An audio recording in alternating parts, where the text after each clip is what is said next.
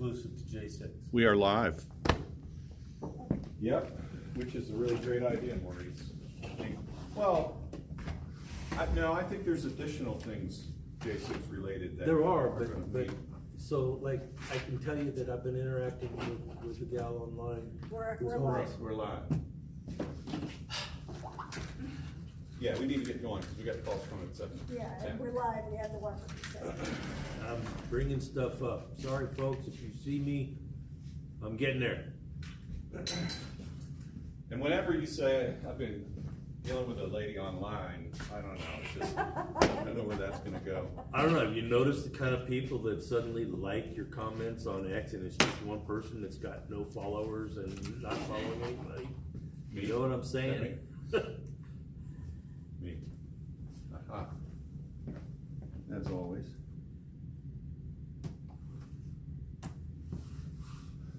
So Freedom Corner has a problem with their microphone. Phone. Their It's a microphone. time thing, it takes a while to do the handshake. Yeah, I gotta turn that down. That's part of the problem. I think I turned it up. Is that better? Yeah. I turned it up. Remember we were having a problem before? Uh-huh. It was simply that unit wasn't charged, but that's Okay. what was happening every time. So, all right, here we are, Northern Neck J6 Vigil. It is January 3rd, 2025, first vigil. Happy New Year! Happy New Year, absolutely. Happy New Year. Happy New Year! All right, and it is day 1458. And real quickly, we'll start off with the prayer pledge of allegiance. We've got James Grant going to call us at 10 after 7. And then we've got some other callers lined up from within the DC Gulag after that. So here we go. Oh, Heavenly Father, thank you for getting us safely through the holiday season. Hopefully so with the weather tonight.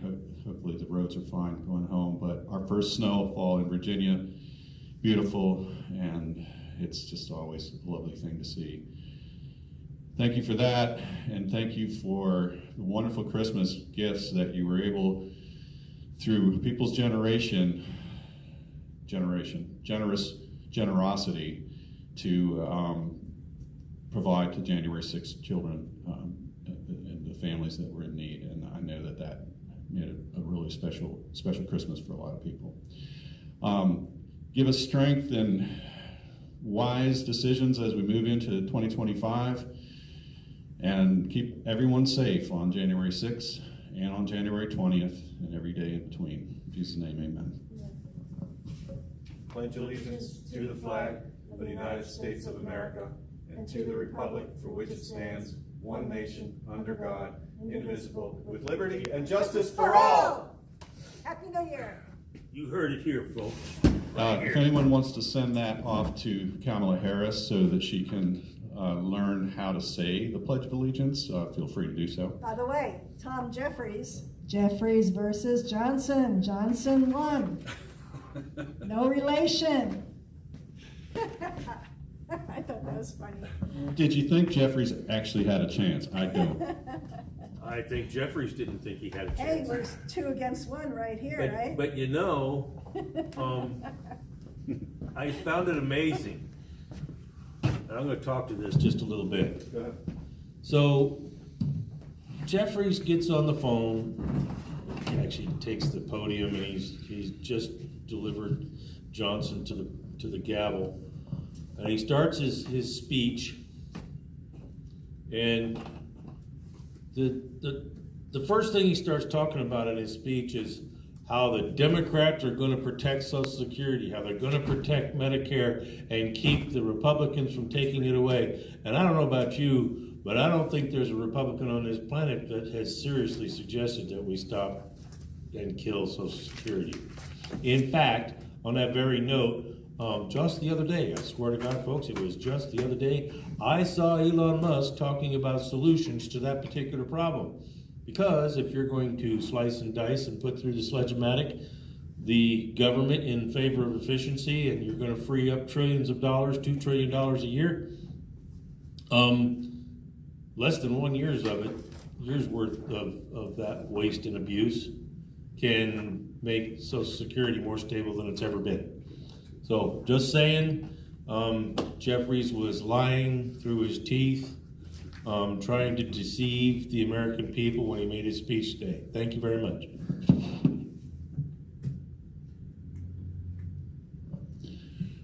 All right, well, Boy, Tom, did not get to see that. it's like 6 font.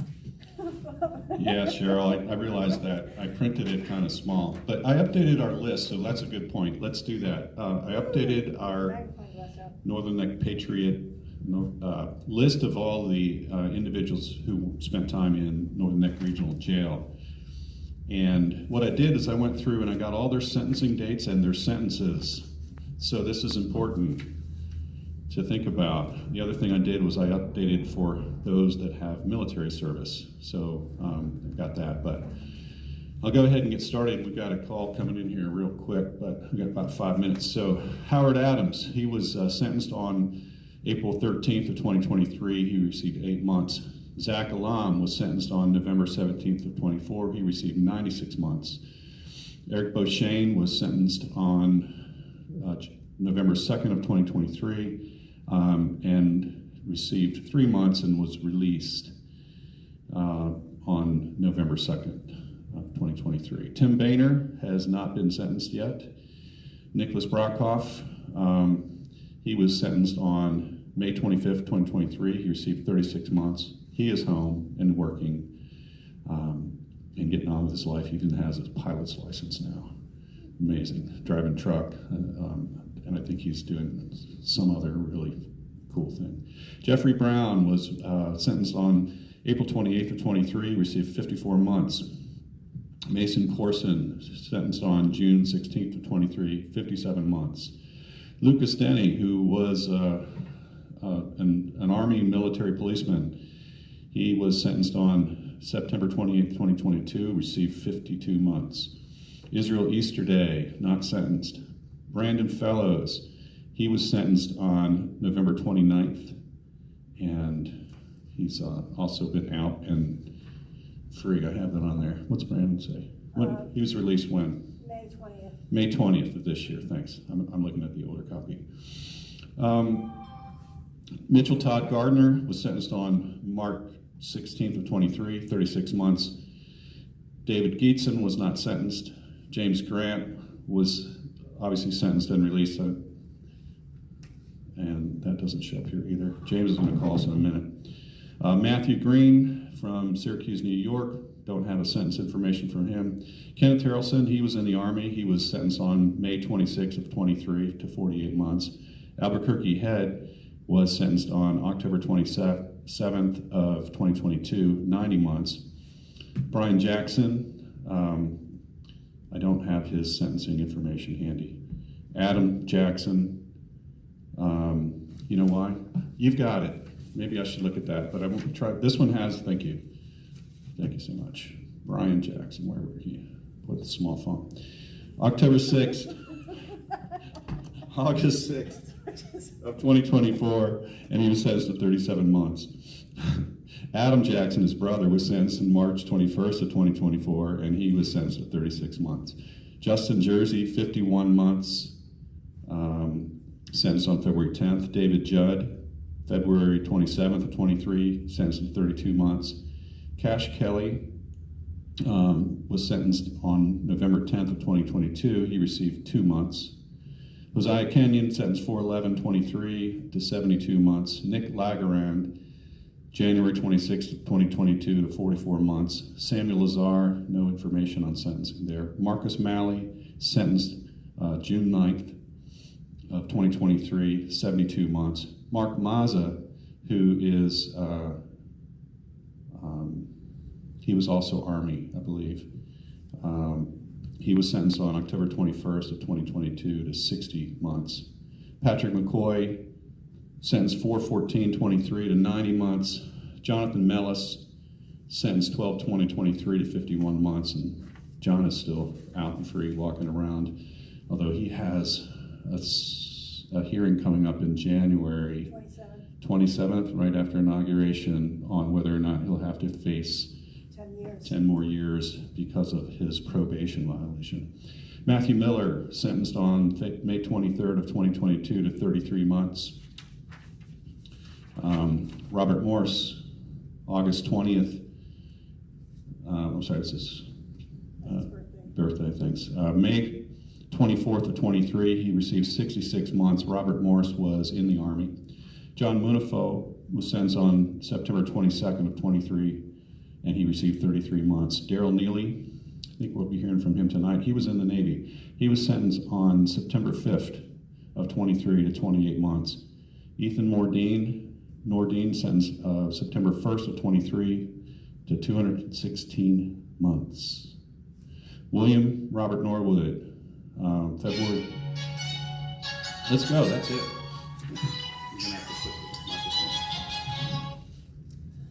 Hello, James. Where's your- Up here. We are trying to get this set up, so just bear No with worries, us. take your Okay, time. You want to sit down? all right, we can talk now. Is that it on the top? Go ahead. Yeah, no, so, boy, I'm gonna be honest, I am exhausted right now. I did not sleep well last night. I'm running on Red Bull. And it's really, it's just from the anxiety of this whole thing. And, I heard from someone, I don't want to release names too much, but I heard from someone that he believes he's expecting a pardon based on something he found out. So I don't know if any of that's true, but I don't know, Tom. There's so much at stake, and I'm done. I don't want to be dramatic, but first of all, we get a lot of death threats. There's a lot of crazy people out there. We're gonna have those of us that are not felons before January 6th, we're gonna have targets on our back, and that's absolutely a consideration that needs to be made. So it needs to be pardons, absolutely, and really, Tom, that's my fear, is that the commutation, it needs to be a pardon, and I don't know if I don't know, not clemency, it needs to be a full pardon. I don't know if anyone's heard anything. I haven't about heard that. anything on that, but I agree with you 100%. Right. Yeah, you got to get us back to zero. A commutation. So, there's 1,500 January 6ers, but, it's funny, too. Let me say hi to the haters out there, because, Tom, apparently on X there was, people insulting me. I think I told you about it through text, but, there's a lot of haters listening out there, so figured I'd say hi to them. But, Well, luckily we don't have too many of those trawlers around here anymore. I'm not sure if we're knocking them off. Maurice is trying to work on that, but yeah. And the other thing is they're not at Freedom Corner anymore, James. They just, after the election, they all just kind of dissipated. Really? Yeah, I remember. It would be hard to hear sometimes. Like it was, Yep. It was real bad at one point. But yeah, no, that's good. I guess they gave up. President Trump won, so. Well, there's no reason to pay them any longer, right? That's my own personal opinion, just an opinion. No reason to what? Pay them. I believe Oh, they were. yeah. I believe they were paid. Oh no, absolutely. And that's what I'm thinking with these media articles about me. And especially in North Carolina, where they actually cap non-punitive damages. So I think I told you guys I'm suing the media. I'm suing about 4 news agencies. Yeah. And I was able to raise the money for the lawsuit. So I retained a really good law firm. I don't like the time period they work on. They're not really moving quick enough for my tastes. Mm-hmm. So I'm gonna come down Monday and give them. I'm basically gonna do their job for them. But I'm gonna give them all the information they need and just get them started on that. And hopefully it kind of lowers the billable hours because they didn't have to look the information up. But I'm going to go down Monday and get started on that and see him in person because I've only talked to him over the phone. That's fine. But That's great. yeah, That's great. yeah, no. But the media. The point, I'm doing a little bit of a weave there, but the point I was trying to make was that it would be nothing for them for someone with the budget of the FBI. And that's who, did the hit job on me. Tom, one of the articles said his brother is bipolar and schizoaffective. Where did they get information about my brother's medical history? That would have to be from the FBI. That's not even, I don't even think the police, I don't even know if the police had that. I guess the police might too. But it was right after I got that stupid DWI, and these scumbags, but in North Carolina, the damage is capped at $250,000. So it would be nothing for the budget of the FBI, for someone with the budget of the FBI to slander someone and say, we'll just pay. Yeah, he probably won't even sue, and if he does, we'll give him 250. You know, so I think it's a very bad law that it caps off at 250,000 in North Carolina. It almost begs the issue to slander someone and make a financial decision to do so. Does that? But They absolutely pay for things like that, and it goes so much bigger than that. And the thing about it, Tom, is you sound crazy when you talk about it, but when I sold my rifle and I had the DWI fake incident where, you know, they followed me for like 8 hours that night. I mean, it was literally, I went to go sell the rifle, and I think they tried to follow me into the storage unit, and I think they were probably tracking my phone. You know, it was a high-profile January 6th out on bond. But they literally tried to follow me into the storage unit because you have to put a code in to get into the storage unit, and I put mine in. The guy behind me was trying to like ride my tail and not put his code in. I stopped him. No, you put your code in, dude. But no, and then I'm taking the rifle to go sell it to Cabela's, and it's not just one. There was probably the whole traffic with me was feds, honestly. Like it was like 4 people. It was a really weird route I took through like kind of the back, like not weird, but I was going, that Cabela's is an unusual from where I lived in Holly Springs to Cabela's. So there was feds with me the whole time. And I'm looking back, I'm like, and I'm always the best of my friends at spotting a cop. Whenever I see an undercover, like I still get speeding tickets, but you know, I'm the best at spotting them. And you can just tell too, they've got a look to them. You know it's a Fed. They really do. And if you're looking for them, you know what to look for. You know, they're sticking out. So I'm kind of stressing at this point because I'm being followed, and like I said, the whole traffic with me is undercovers and feds. So I get to the Cabela's, and I'm stressing out, but you know, I'm trying to sell the rifle, so I get out to sell the rifle, and every time I open my door, this other car opens its door. So like, I'll make it back in. And it was just, you know, I've been followed by feds the whole time, and I was fairly certain that was one of them. And I closed my door, and he closes his door. And I did this like 3 more times. I'm like, oh my God, he's going to swarm me or something, because I'm not supposed to have the rifle, but I'm trying to sell it. I'm trying to sell, you know, so yes, I wasn't supposed to have it in the interim, but you know, the goal was to sell it, you know. Right. But anyways, yeah, I'm trying to, so I figure he's going to swarm me if I get out. I guess in hindsight, I should have just gone in with it. So I had it in like the cardboard box that it came in. I wonder what would have happened if I'd walked in with it. I guess they wouldn't have done anything. They didn't. See, that's what I think is they didn't want me to sell it. They wanted the headline that they inevitably got later on. But I think, Right. yeah, I think I probably should have just gone in there. But I mean, they may have sworn me and said, "What are you doing with that?" You know, like. Yeah. But it worked out really well for the FBI because they were able to call in on a fake story to the Garner police. So I didn't sell the rifle. They followed me for many hours, and I'm driving around. I'm stressing out because I'm like, I'm not supposed to have this rifle, and I'm pretty far from my house.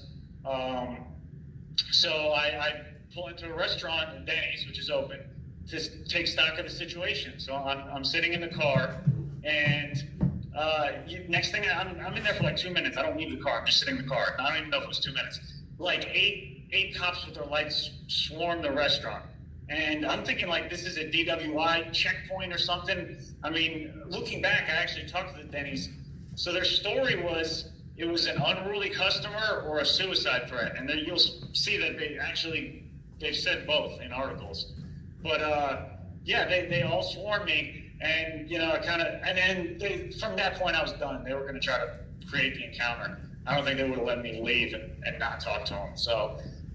You know, you step out of the car. I should have known. I didn't do anything wrong, but you know, it was a setup. But you know, they didn't even go inside the restaurant. They said they're responding to a suicide threat. First of all, if there's a suicide threat, I think the last thing you want to do is come in with 8 police cars with their flashing lights and like stress the situation out. Right. I would think, you know, I know they're not social workers, but I would think the protocol would be to approach calmly. And They're supposed to and it's messed up because the article makes it seem like I'm the suicide threat, and there's a bit of circular logic there. Is that the story they told after the fact? Because once the police arrested me, and there's so much nonsense with this, when the police had me in handcuffs for a split second out of frustration, I just like jerked. That was it. And they said he tried to flee, and they freaked out, like, stop resisting. Like, literally a split second out of just sheer frustration, because I'm like, yeah, I'm probably, I'm going to lose my bond for this. And they freaked out, Tom, stop resisting. And then all the articles said he tried to flee. Like, believe me, if I tried to flee, I would have gotten away for a little. I'm extremely elusive, Tom. You saw me on January 6th. I'm very, very hard to, you couldn't knock me out. That cop, that was like, yeah. But, I mean, but they said the suicide threat, I think they were referring to me earlier, but it didn't happen yet. You know what I mean? So there was no suicide threat in the Dennings. And that's why I wanted to tell my lawyer when I got out of jail. I was like, can we fight this? Can you get the police report? And the excuse, it's been 3 years, James. I'm like, this is a big deal to me. Like, this is big news at the time. Well, you can't. They said they didn't have the video or anything. Right. Because it had been 3 years and no one wanted to do it. He's like, I think you should plead guilty. I think they can't get you on it. It'll just be your word against the cops. So I had to plead guilty to this BS DWI. I got to, it's really stupid. I never had a DWI in 20, and it wasn't alcohol. It was, study aid, Adderall. So it doesn't even really affect your drive. People take that, I'm not excusing it, but I had a lawyer that was not present at the time. He literally wouldn't answer my phone calls. I called him 40 times from jail. I don't know how many times outside of jail. He wouldn't answer my phone calls. I was alone, and I was frantically trying to learn the law as fast as I could. Try to beat my case, which I guess it did work out because I beat 5 out of 9 charges. But no, everything about that encounter was such nonsense, and I was looking on X, and that's what the FBI do. They put you in a situation. I literally just saw this on X, and an ex-FBI agent was talking about it. But they put you in, they were tailgating me and trying, I skipped over the main part, which is the harrowing 8 hours of them following me. And they are literally, they'll tailgate you to get you to speed. And it was a harrowing 8-hour ordeal. And then they made, oh my gosh, I said, just shoot me. That's a phrase out of frustration. And they it was the whole thing. I gave them their headline. But I didn't really think it was just shoot me now. People say that they wrote it up like it's some maniac, suicidal. I'm going to jail. I'm going to the D.C. jail where I'm hearing inmates are getting their eyeballs beaten out of their head. Yeah, death actually. Yeah, geez, dude, I don't want to get tortured. Well, So this kind of I want to just kind of capture this for a second, because you and I had a little bit of a relay of a text message back and forth with another guy involved, and you were talking about PTSD from all this, and I think you're touching on the things that are the problems there, that how you were treated through the whole process that you're still dealing with, and let's talk about that a little bit, because I think that's an area of focus we need to, all the J6 community needs to be thinking about. Do you agree? Do you want to talk about that a little bit? Yeah, and to be honest, the more I think about it, the more I don't think it's going to go away until we have on some level, it's not going to go away until we have a sympathetic, or I guess real FBI or intelligence communities in there. Because, I absolutely they're hostile, and I remember when I went to pick up my laptop from the FBI agent, when I got it back, I did recently get it back. I don't use it. I don't trust it at all. I'm probably going to sell it.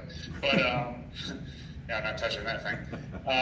Yeah. So when I got it back from him, I kind of accused him. Well, I said, I don't think it was you exactly, but, you guys were following me with that DWI. So, no, that was the first I heard of it when you called to turn yourself in over Christmas, when I did that.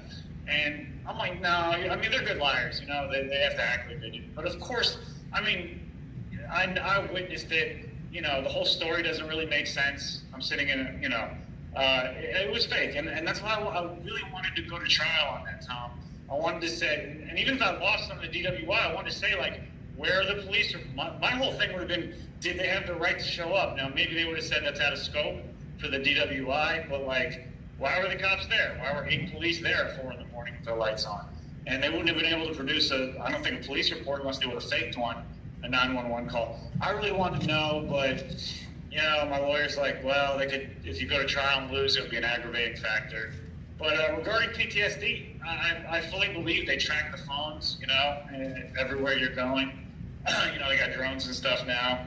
And there really is a hostile intelligence community out there for January 6ers. So I'll definitely feel better, one, after a pardon, but, you know, when there's an administration in that isn't openly hostile to me. Yeah, yeah. So how that manifests itself in a couple of different ways. You just said, you know, you feel like everywhere you look, there might be somebody who's watching you, right?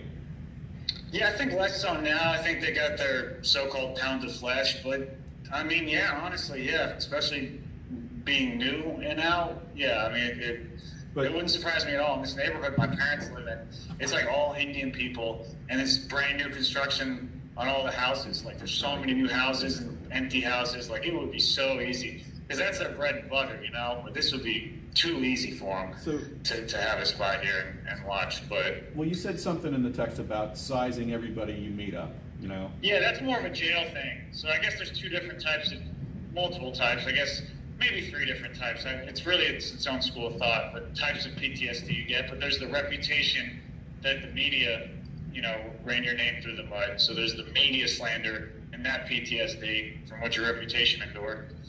And then there's PTSD from, like I talked about, surveillance from federal agencies, and you get raided by the FBI. And the strongest, you know, biggest nation in the world, the greatest military, their intelligence agencies are after you.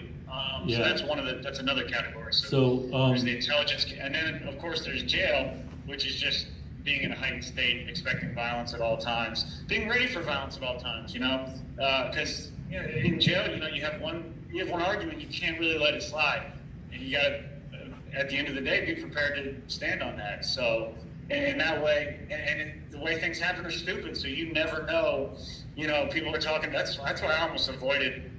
You know, I didn't argue about things. People would argue. I saw fights over the dumbest. Who cares? Like, it's not worth fighting over. So I would just not even engage with a lot of things. But James, yeah, like the fights can happen for the dumbest reasons. Over like a stupid. He wasn't in that movie, bro. Yes, he was, bro. He was, bro. And that's, you know, like, so stupid. But so it can happen, you know, for any reason. You got so. It's just like when I'm walking past people, like, yeah, I just, you know, I just kind of do that. It's a really different mindset. It's, you know, I don't find myself able to relax as much. And again, I think We have a question from the audience. We have a question. It's a lot of different. It's those 3 different, you know, the 3-pronged PTSD. At least one of those will go away with catch and tell in there. So that'll be really nice to have a real FBI that is maybe actually trying to prevent terror attacks instead of watching me, the law student. Maurice has That'd a be question. cool. Maurice has a question for you. Sure. So, you just went through about 50 shades of gray there as far as sources of traumatic stress. Yeah. And in the I think we absence, just developed a school of thought on it, but I think we just hammered it out for January 6ers. The 3 main types of PTSD that each need to be dealt with separately. But with that many aspects and sources of stress that you kind of have to live with every day, and you can't really shut down I'm going to call it paranoia for lack of a better term. You can't shut it down without closure on all of them. There's always going to be something. On all of them? Yeah, you can't. Are you going to be able to get closure on all of the sources of the paranoia, for lack of a better term? Because they're all justified. They all come from different sources, and without closure on all of them, some of it's going to continue to live on. So how do you go forward with that? Yeah, this is just thinking about it as you said it, but the FBI one, that can start to heal immediately. And with a pardon, you know, they fall off, people start to accept that, you know, well, they're people that did something tremendous that will always be remembered. They're more or less, you know, not domestic terrorists, they're normal people, January 6ers. So hopefully that one can go away. That'll be the first one fixed. As far as the prison one, I do think to some degree, you know, you never lose the damage from from PTSD, but I think time will heal that. The more I'm in society, I realize there aren't fights happening. Everyone's not trying to fight. And I don't know, maybe God needed me to be ready, and it was for some reason. I don't know. Hopefully not. Hopefully it was just ageless, because that would imply that there's going to be some apocalypse. I need to always be ready or something. So that one, I think will take time. And then the media slander, that's going back to this lawsuit. If I can get them to retract their law, which they're going to have to retract them, it's just a matter of how much they're going to have to settle for the damage they did to my reputation. But I don't see any way they can win. I mean, it's a lie. And the truth is an absolute defense against slander and libel, but they did not tell the truth. They abject lied. So I think the reputation, and then getting it proven that the 2020 election, I wrote an article, I don't know if you guys saw it in Gateway Pundit. The big question the media is ignoring: are the J6ers vindicated by growing election fraud evidence? And it was a pretty good article. I thought it was probably my best one. And just basically that no one's talking about this, but the entire premise of January 6th is that the election was stolen. Right. The only reason they can justify it being bad is that, the haters can only say that, the leftists and whatnot can only say it was bad because, they say insurrection and whatnot. As soon as you take that away, and as soon as we admit that the 2020 election was stolen, now it's justified. Now it's when you push the fence that didn't touch anyone. I'm worried about the election being stolen. That's a little bit of a bigger deal. And with no police dying that day, we have the moral high ground now. So as soon as Trump proves, and we got to pray for his safety, but as soon as he proves that, I think it's absolute vindication for the January 6ers, and hopefully some compensation for the undue hardships. And really, there's 12 families that will never be made whole again. 8 from suicide, and that should tell you. I mean, you're giving people just for showing up years in prison. People like, what? How is that? No, that's never been done before. And they try to say the peaceful transfer of power. What about the Kavanaugh protesters? That's a lifetime appointment. The president's a 4-year, that's lifetime. That could be 30, 40 years. The Supreme Court is extreme. It's an entire branch of government, and it's a lifelong appointment. Yeah, so I don't want to hear stuff about the peaceful transfer of power. They did that too. So it's just, we know what it was. It was political. Yeah. But their arguments fall short, if we hash them out. But so hopefully I can attack all those prongs of PTSD and clearing my name and getting back into law school would be, that would, at least the media angle. To me, that was the biggest. I think it's different for every J6er. God forbid, but some of them probably aren't having the best prison experience maybe. So that's going to be the hardest one for them. For me, I think it's not that I have a big ego, but I'm proud of myself and my accomplishments. So the media one really bothered me, and I was so happy and so proud that I did something tremendous. I beat the federal government in trial on most charges. Right. I was facing 101 years, and I knocked that down to potentially I think maybe 30. But they stole that opportunity from me to tell they stole the opportunity to tell my story as it happened. Right. And there's never going to be another chance for that. And they stole that. And they stole that, January 6th beats most charges at trial. Law student beats most. That's not good. They don't want that headline. So they just ignored it. It's really frustrating. They stole something from me I can't get back. In addition to just lying and also what they said, if it puts me in a different category, it could jeopardize my pardon.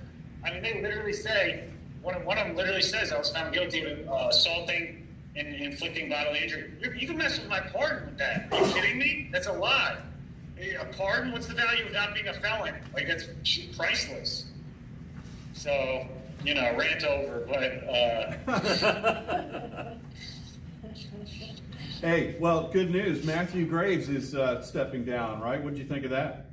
Yeah, I think that was more or less expected. He wasn't going to hang around, but he was the attorney general that gave Ralph Arthur Camacho, whose mother messaged me on X, and I guess she's a Trump supporter. She was saying that her son was paid to go there, but he's a Trump supporter. I'm like, we wouldn't take money to go, attack things, but I don't know.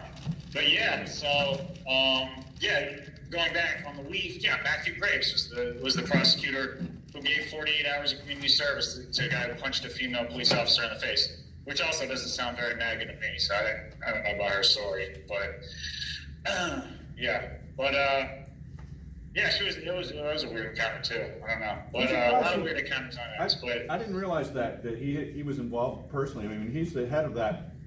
I mean, he's the U.S. Attorney for the District of Columbia. He's typically not getting into those individual cases, so I didn't realize that he actually was. yeah, I don't know if he was personally. I think he might have been. It was in Superior Court, I believe, which is really where we should have all been charged. We would have been better off under DC law. But I do think, yeah, it was in Superior Court, which is, it sounds worse, but it's a lower one. It's like the local, it's a local court for DC, which I guess you're well versed on, Tom. But man, it was just crazy getting my sentence too. How was that? You met? Oh my gosh, were you there, Tom? Yeah. Yeah, you were there, right? Yeah. Do you remember she kept going back and forth, and she's like, well, I don't think you're a violent person, but I do think it was because they were cops that you guys did this. But I do have to take your education into account. But I do think you guys unleashed the whole thing. Like, I was about to have a heart attack, Tom. Like, she was going, oh my, I was actually like little, I was gonna say, Judge Cobb, I'm gonna have a heart attack. Yeah, like, what is it? Just tell me. Oh my gosh, like when your life's on the line like that, like, because if she would say one good thing, one bad thing, and I'm like, oh, okay, it's good. But I do think you did. Oh my gosh, like just back and forth. Oh man, yeah, that was. And I didn't sleep a wink the night before. I've been doing push-ups in the cell, so it was like in this weird zone where I was half falling asleep, but like my adrenaline was like trying to pump out, but I was so tired. You know, it's a packed house. There's so many people there, and I'm like falling asleep at the same time. But like, my body's like trying to produce adrenaline to like keep me awake. It was insane. But quite an experience. When she said 36, I didn't know if it was like good or bad. I knew it was good, but I was like, I don't want to have to go through any. But like, I knew it was pretty good because at that point, the way she was talking, I was like, I don't know, it's just nothing horrible. Right. And to be honest, I was going to be extremely upset. I might have had an outburst if it was something really crazy. To be honest with you, I was probably going to say something to the effect for pushing a fence. Yeah. If it was like 60 or even 50, to be honest, it was almost anything but time served. I was probably going to have an outburst. I'm just going to be honest. Well, but that's part of, I think, you know, how you handled yourself with that judge was great. I mean, you were complimentary to her when she deserved it. You know, I never heard you say a bad thing about her. You know, I think she took a liking to you and to your accomplishments in life and in the way you handled yourself throughout the whole process. And I'm sure all that weighed into it. Their opinions, personal opinions, even though they're judges, I'm sure they weigh in on everything they do. So. Yeah, no, I think, yeah. I mean, and the, you know, the brief, I guess the report, the sentencing memo we put in, it's like, I don't know how you couldn't, you know, feel some sympathy for my situation and whatnot. So, you know, just my situation. And, you know, I pushed a fence that didn't touch anyone. So, like, in reality, again, I mean, I'm not going to, you know, play Monday morning quarterback, but I do think when I asked for bond when I was in Lewisburg in 2023, I think I should have been granted bond then. Yeah. And not come back. I think a year was gracious plenty. I think about a night in jail really would have been too much even, because I pushed a fence that didn't touch anyone. I watched, you know, every city in the country burn down. And again, it just comes back to the stolen election. Then everything's justified. And nobody died, so we have all the political, we have all the moral high ground and justification. So that's huge. But no, and I said in this article too, they poisoned the well early with the Brian Sicknick lie, and they really hung on that. And without that, they wouldn't have been able to get these ridiculous sentences that they're getting. Agreed. So, hey, do you want to hang on here when the other guys call in? You can do that. That's why we set it up this way. But I just. what time is it? I gotta shower. I'm doing a podcast with Zach Payne. Okay. So cool. Yeah, I'll head out now, but it's been great to talk to you guys. This is a good one. Man, this is a good one. I really, tell you what. It's good hearing from you, James. It is. Yeah. No, thank you. And that's what I talked about during my sentencing. You know, I had to talk about Northern Neck because the place is horrible. So. Yeah. Well, get ready. All right, take care of yourself, James. All right. Take care, Tom. Thanks, guys. Bye, Sarah. Bye. Hello, this is a prepaid call from. You want to get that other microphone? Positioned at the Washington, D.C. Central Detention Facility. To accept this call, press 0. Your current balance is $17.40. This call is from a correction facility and is subject to monitoring and recording. Thank you for using Global Tellink. Hey, Josh, Happy New Year. Hey, how's it going? Happy New Year. Yeah, it is. Yeah, this year is going to be a lot better than last, that's for sure. Oh, wow. It's already been a busy year. Yeah, it's been pretty nice. What all good news do you guys have for me? Every time I call, you guys got good news. Oh, we got a good speaker of the House elected today. Oh, who was it? It was Johnson. We're confused here because we have two Johnsons here and one Jeffries, and no relation. And Mike Johnson. Mike Johnson. So Maurice and I our last names are Johnson, and then we have Tom Jeffrey. And so it was against Jeffries and Johnson won. Okay. It was 2-1. I mean, that's the problem. Yeah. It's a joke. Yeah. Anyway, yeah. So, but one thing I learned that Maurice told me was that apparently Mike Johnson had a call with President Trump, and basically he said, what did he say, Maurice? He said, I don't know here. I need my voice.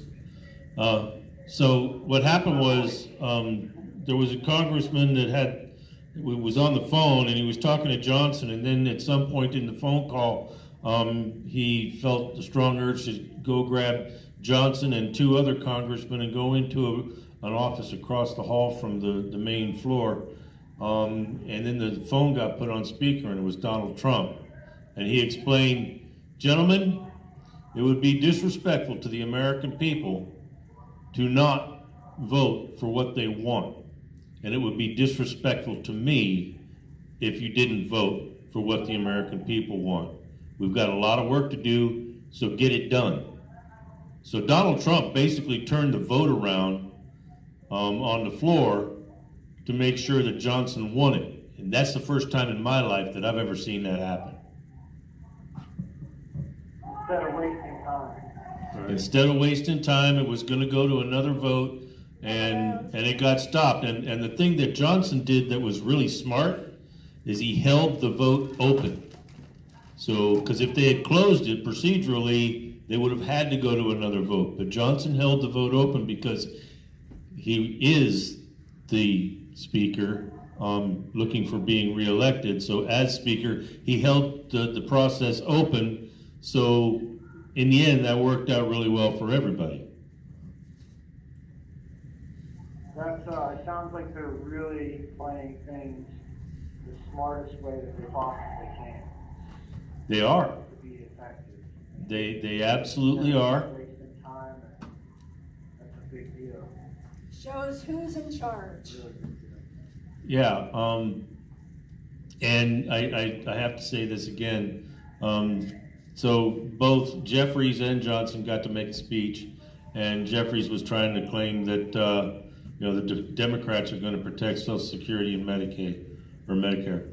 Anyways, I'm going to get off of this here, and I'm going to let you talk.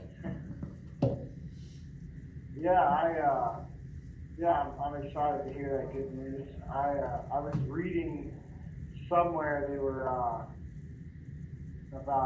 they were trying to get some plaques, like a memorial for the officers, put on the west lawn at the Capitol building, and they were saying that I think Johnson and some other people that were responsible for making that final approval, they haven't done that yet. And I was just curious about that. Like, I wasn't sure what all, like, if that was going to happen or whatnot. Do you think they should put a plaque and like a memorial for J6 on the West Lawn? I think there should be a plaque but first of all, the narrative needs to be corrected. I mean, that's the problem right now. There's already a monument on the mall. It's a giant bronze pile of a turd on a table. Have you really? heard about this? And the plaque I there. know, yeah, with Big O, like didn't one of the guys like poop on the desk? That's what it's Oh, about. allegedly. I mean, that's, but I think that was in a made up story. And like many other stories, I don't know that I've ever seen any evidence where anybody actually did that. But, you know, correct me if I'm wrong, YouTube. But I'm sure there's a bunch of fact checkers out there that have the turd on display somewhere. Yeah. This is the exact turd that was left. But imagine that, a plaque on the middle of the mall with the Capitol in the background and a plaque that says, you know, that this was dedicated by January 6ers. So again, to try to stain the reputation of the people who they actually tormented instead, you know what I mean? So. Yeah, exactly. I'm excited for the tables to turn. turn, Josh. The tables are going to turn this year. They're really going to turn on a lot of people. I mean, the fact that Matthew Graves has already stepped down and the director of the FBI is going to finish out the term with Obama. You know, other people are lawyering up. I think that these judges in your cases, they're going to start really looking over their shoulders and try to see what did I possibly do that could be used against me. And should I resign? Yes. I believe I heard one judge say in a recent sentencing that there was, she didn't see any Brady violations because all the information that the defense is claiming that they didn't get was easily available on the internet. Which if you're incarcerated, you didn't have access to it. Well, that's right. Because a lot of them had, and a lot of them was trying to, at least at bare minimum, get access to evidence.com, and none of us were provided that access. Right, and that's how, you know, we have this Brady, you know, rule, this Brady law that's supposed to make them give you the evidence, but there's nothing to force them to do it. And this is the stuff, this is what you're going to hear me talk more about, like that author that I sent you the book, you know, that I don't know if you ever finished it or not, but Yes. you know, since he's been through this, he understands exactly what they did to you because they did it to him, and this has been going on for decades. And it's the erosion of the integrity of our judicial system. And there are ways to fix it, but it's going to take a lot of people waking up to it. First, they have to understand it, and that's why they mess with the wrong people in you guys, because you didn't just go to jail quietly and sit there and you know, not speak out. You spoke out on this format and on Freedom Corner every single night with the letters that you write, with the, you guys are amazing, and you are the ones that are going to help turn this whole system around in this country. Yeah, I think I've told you already, a lot of the inmates when I was in the hole, they're like, hey, those J6ers, you guys have made a world of difference here. With all your guys' support and speaking out about all the things that are going on. This place is terrible, but before you guys were here and started to speak out, it was way worse. So just all the different support groups and being able to speak out and talk about the things that are going on and making it public knowledge has already made a big difference. Right. This jail alone. So overall, with people paying attention to the due process violations that are happening, they're really going to start paying attention and following the court. Hopefully, the public will start holding them accountable by talking about it, putting it on the news, and making things aware, so that way, you know, the judges and the different people that are violating our due process are held accountable, so that way we can make those changes. Right, and you have a president that they tried to ruin using the same process. I mean, you think he's not going to be a little sensitive to that? Yeah. Yeah, I don't know. I'm excited to see all of these changes because it's the future that my children are going to live. Right. and it's likely if it's a system that goes unchecked, that, you know, it's just gonna grow more and more unruly, and they're gonna be more and more old about doing whatever it is they wanna do instead of doing things, the way they should be doing it. You know, the system says they should be doing it a certain way. You know, they gotta do it the way that the system is trying to set up. And we have to pay attention to our rights. And I don't know, I'm so sick of this illusion of freedom that we have, all these free choices and free will that they say that we have, but whenever it comes down to it, it's just, they can take things away, they can put laws in place to control us almost in every aspect of our lives. And it's just like all of the laws and policies and all these different things are just controlling us and have say-so over our lives in every way. And it's not necessarily the best thing for us, because the government, how big it is, the way that it operates, is just such an inefficient, you know, system. They can barely operate it themselves, and then now they're going to try to like control our aspects of our life, which is pretty sickening. And then they want to get away from violence, and say violence is bad, but the whole system is just geared towards violence, by incarcerating each other, putting people locked up away from their families with violent offenders when you're not even a violent offender, or you're subject to violence, or in order to, you know, not be messed with, or, you know, have your things taken, or whatever, you have to now, in essence, act in violence or aggression to stop those things from happening. And whenever you live that way for years, and then all of a sudden, when you come back out and be in your community, now they don't want you to act in violence or be a certain way. And it's like, you literally put me in this dangerous environment to where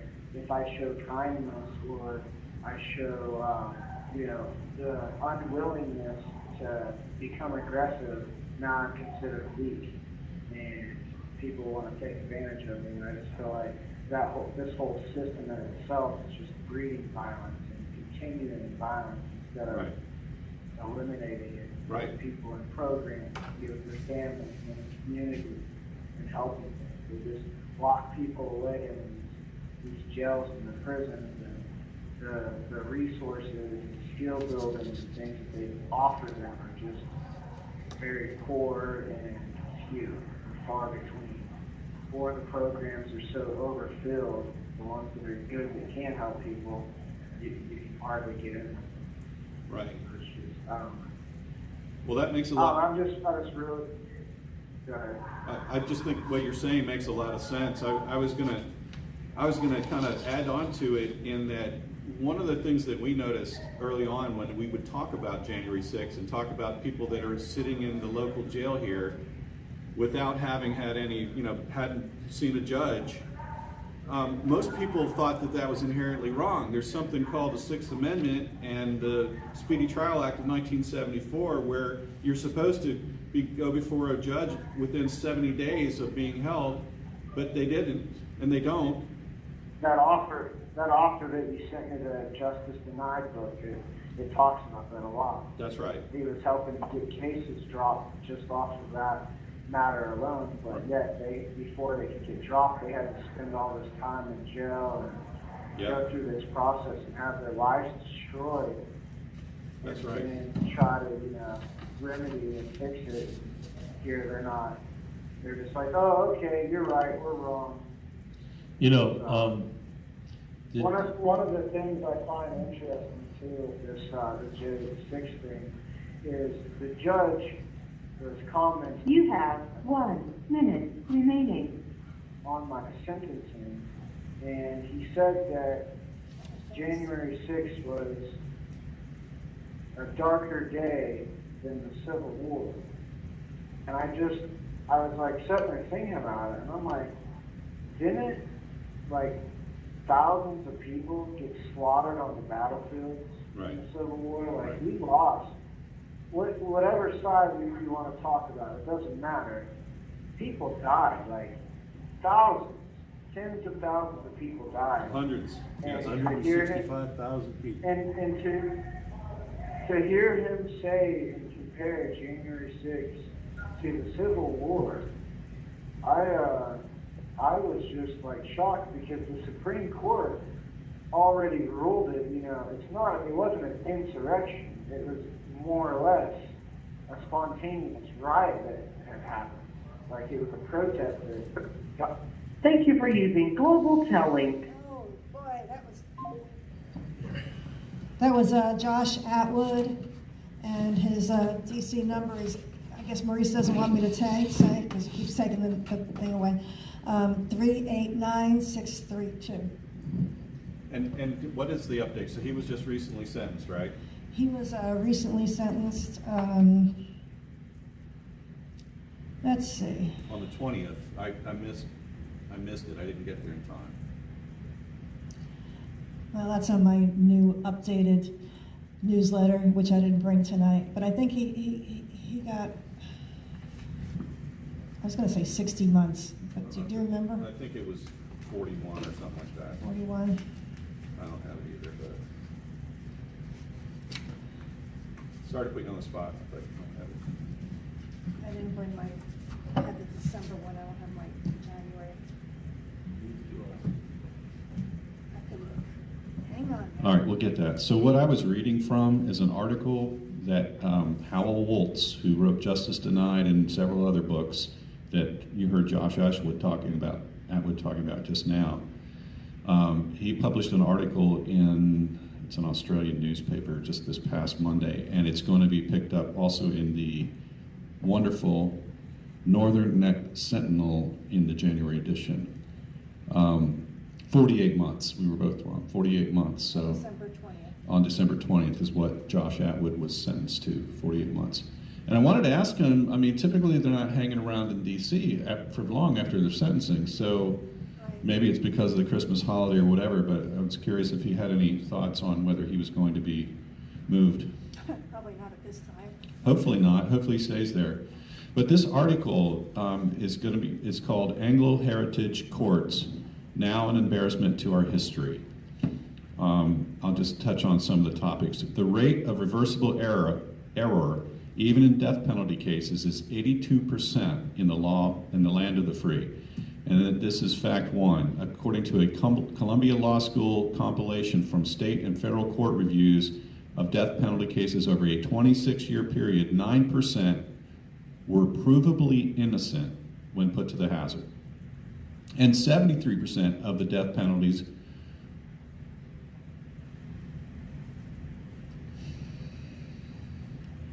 were reversed due to such egregious violations of the defendant's rights that the outcome was undependable. So that means basically there were errors in the trial or the way things were handled, or otherwise rights were not protected.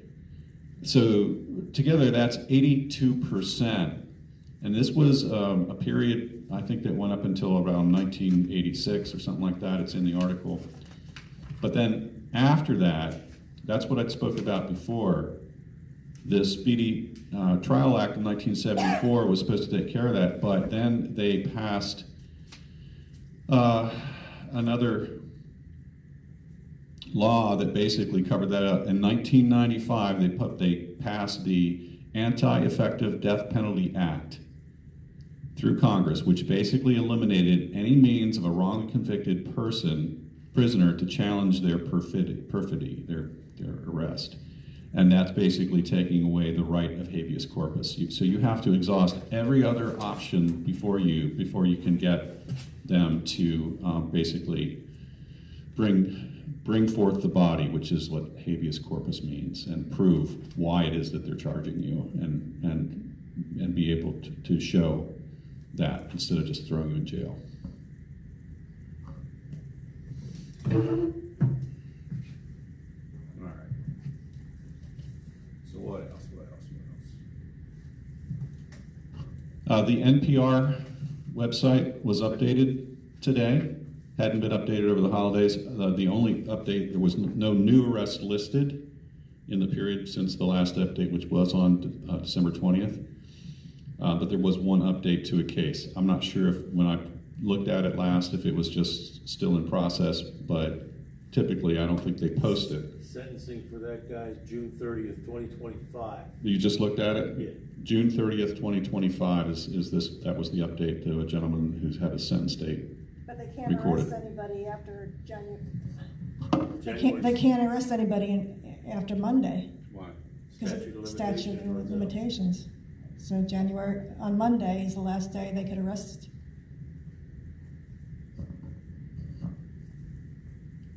Well, I don't know. We'll see. They're going to keep charging them, or they're going to keep running their cases through. I mean, I saw a post from Jonathan Gross this morning. He said, "Did you guys see that? You're on X. Do you follow John Gross?" No, I didn't. Jonathan Gross is one of the premier attorneys for January 6th. He's helped probably over a couple of dozen January 6ers. Anyway, he said his docket, his schedule is completely filled up with all the status hearings and things like that are going on, and he even talked about, he just represented somebody today, and again, these are trespassing charges that the government's still pushing full speed ahead with these things. So, you know, this idea that they were going to slow down or they weren't trying to increase the pace as we get closer to 2025, it's complete bull hockey, and they are absolutely doing it. So.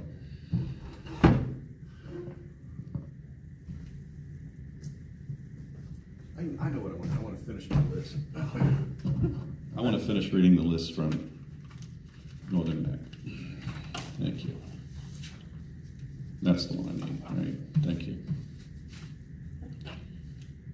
So I think, That's small print over there. yeah, it's small print, but this one's different. Here's what I'm gonna try to get this out to folks, but I know that some others have been looking for this information. But what I did is I went into everybody that was in the Northern Neck, and I listed their sentencing and sentences if they were known, and I got most of them. Yeah, there's only 5 more that looks like have not yet been sentenced. That's interesting to me. So Tim Boehner, who's apparently in a medical facility in Springfield. Matthew Green, no information on sentencing for him. Samuel Lazar, and then William Robert Norwood and Ryan Samsel has got a resentencing on February 4th, so he's still on the open list.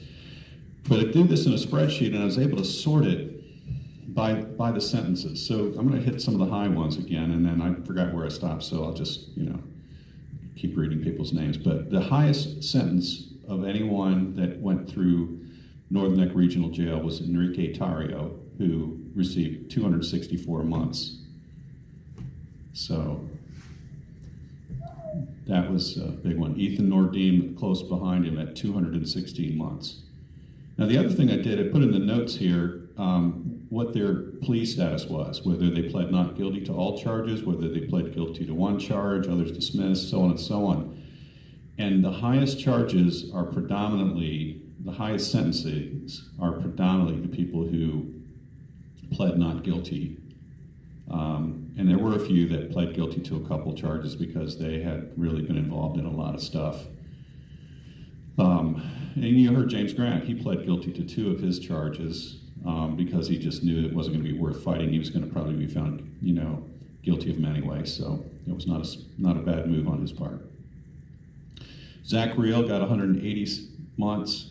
Daniel Rodriguez, 151. Chris Quaglin, 144. Dominic Pizzola, 120.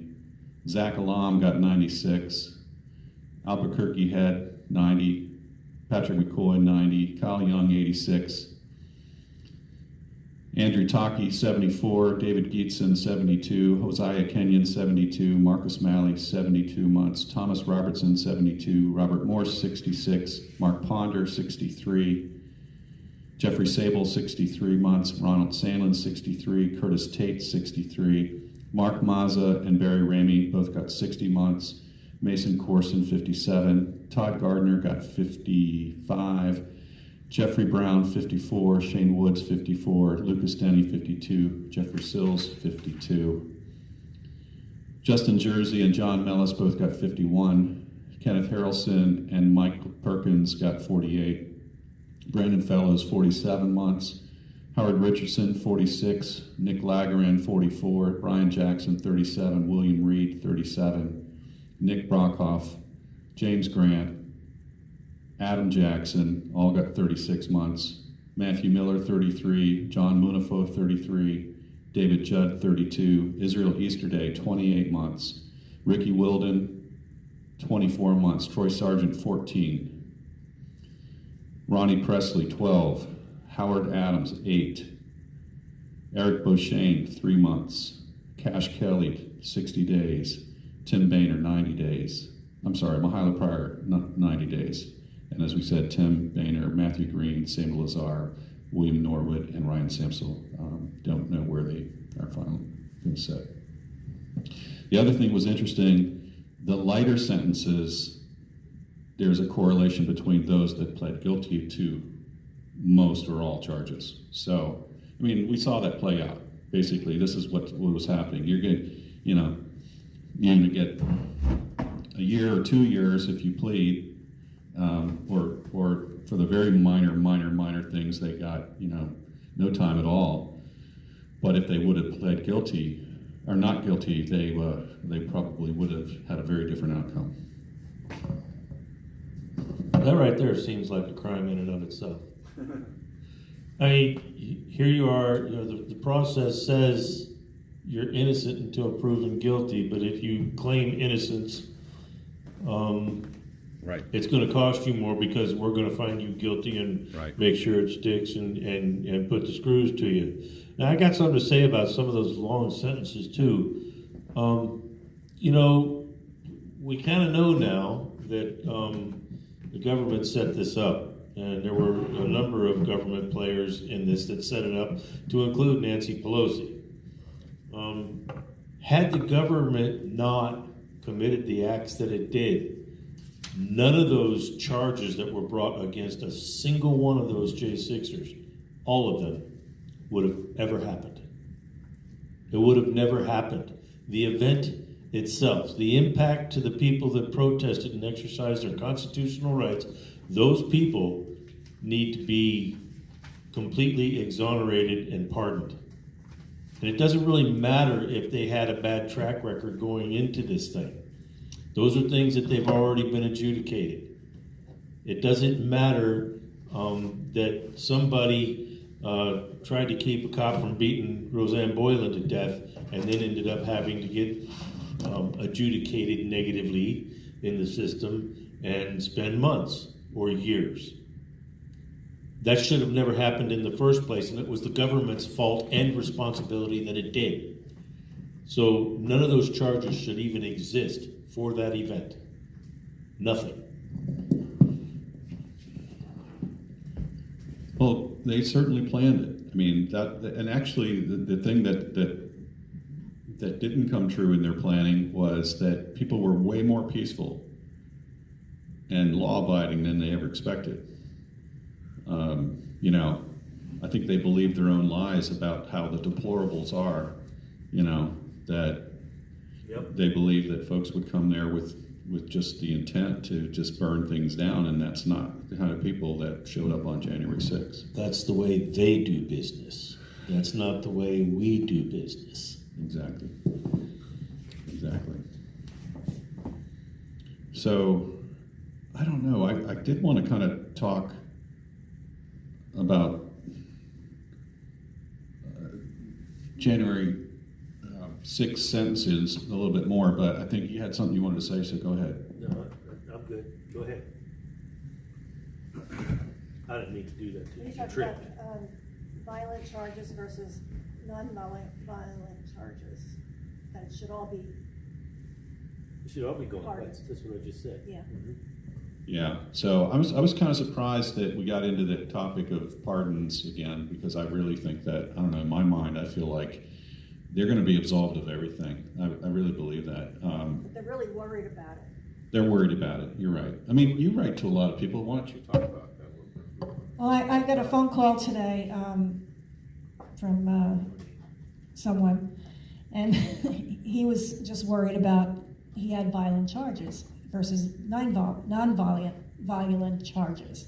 And he's worried that he's not going to get pardoned because, well, everybody has violent charges, but it's the process that was violated, not by the government, you know, and all of them. I said, don't worry about it. You're going to get pardoned. It's, you know, I keep saying, don't worry about it.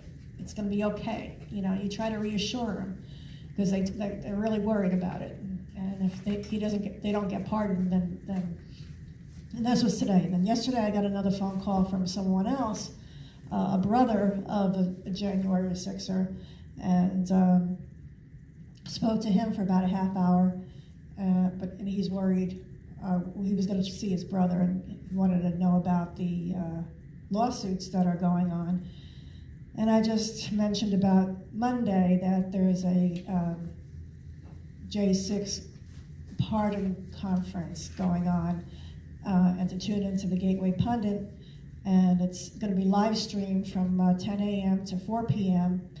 and we might learn more about it on Monday. There's a whole bunch of speakers that are press conferences, a whole bunch of speakers, including John Gross that we just spoke about, and that are going to be talking about the lawsuits, not just the $50 billion lawsuit, but the $125 or $150 million one. And I'm sure there's many others that are going on, but maybe we learn a little bit of something more on Monday. So tune in to Gateway Pundit from 10 a.m. to 4 p.m. In addition to all the other stuff that's going on, the certification of Trump, and everything else that's going on Monday, the laying of flowers for Ashley Babbitt at 2:44 p.m. And there's so much going on Monday, including snow. Right. You know, Monday is January 6th. And I think it's worth remembering, there was something that everybody wanted the Vice President, Donald Trump's Vice President, Mr. Pence, to do with the stolen election and the ballots and the electors, that he could have done, and he didn't. And the only reason I bring it up is to remind everybody that by way of some rather artful manipulation, the Democratic Congress was convinced to close that loophole. And so now on Monday, Kamala Harris gets to certify Trump, and there's no way she can change that. She has to do it. The opportunity that Mr. Pence had no longer exists because they were manipulated into closing it. It's beautiful, folks. This is beautiful. Future proves past. You know what that means. Future proves past. Who died? Okay, we're gonna do a little bit of a news roundup unless Tom's got something. Yeah, if you're ready. Go on ahead. I mean, if you got something, go. Well, again, I just, I think that everyone should read charging documents for a January 6th case. It's really eye-opening. And again, I'm touting NPR and their database. Just search your search engine, NPR January 6th, and that database will come up. It's a searchable database.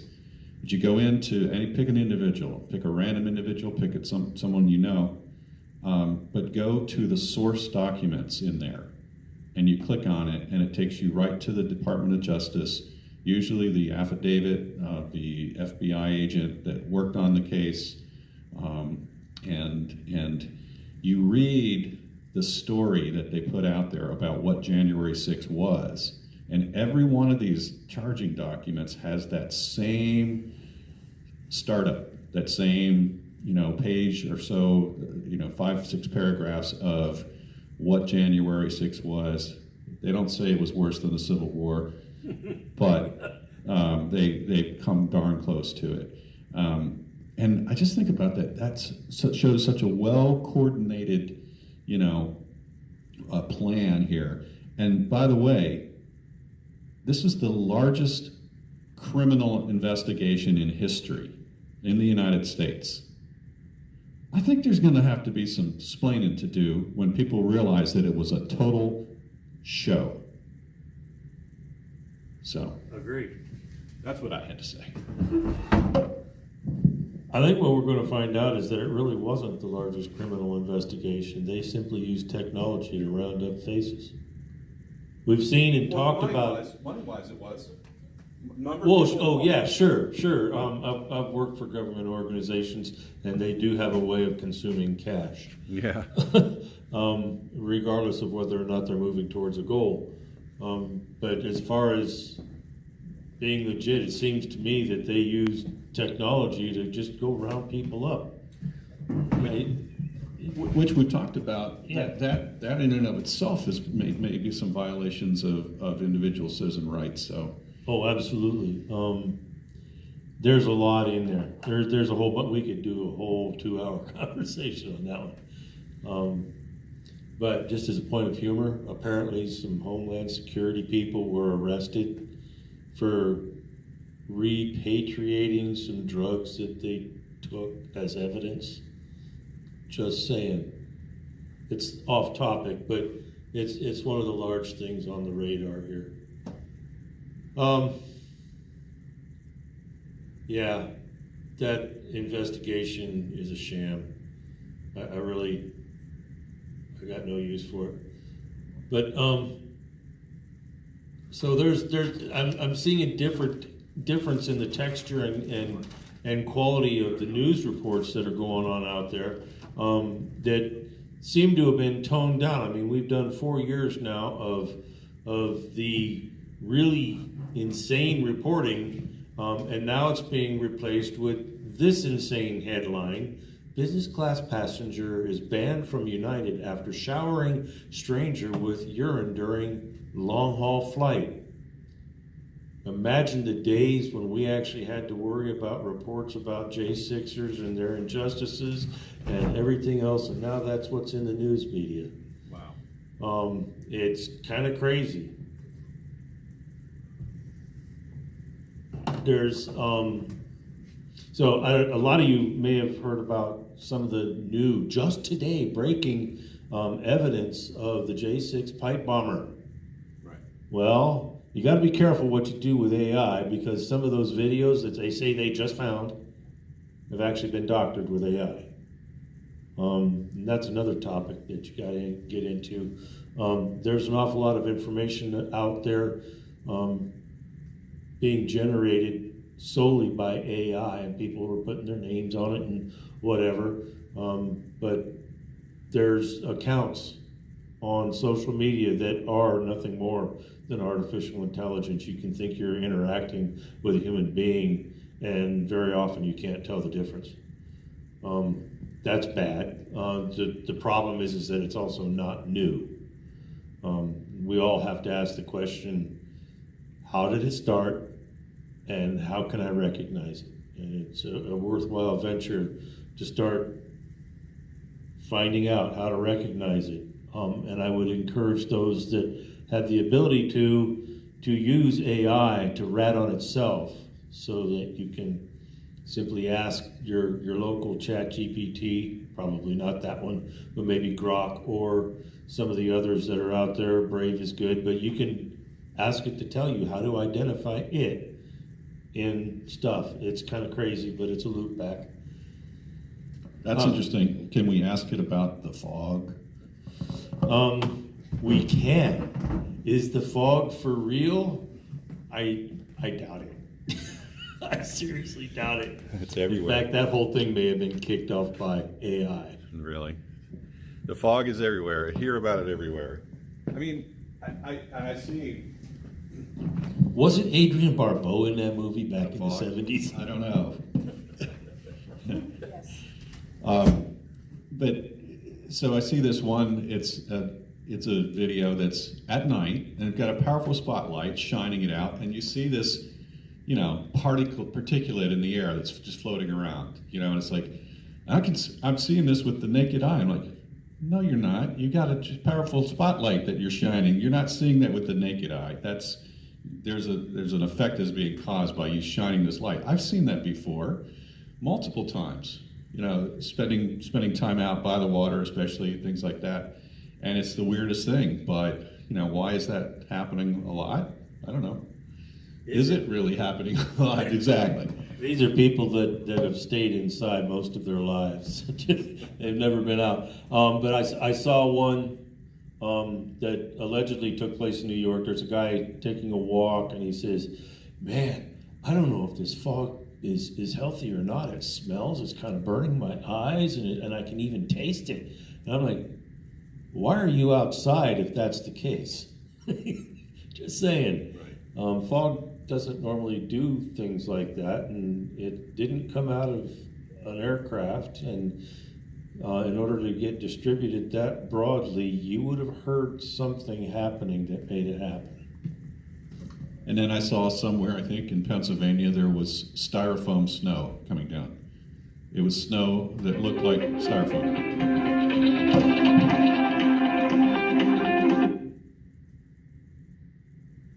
Hello. This is a prepaid debit call from John Manuelos. an inmate at the Washington, D.C. Central Detention Facility.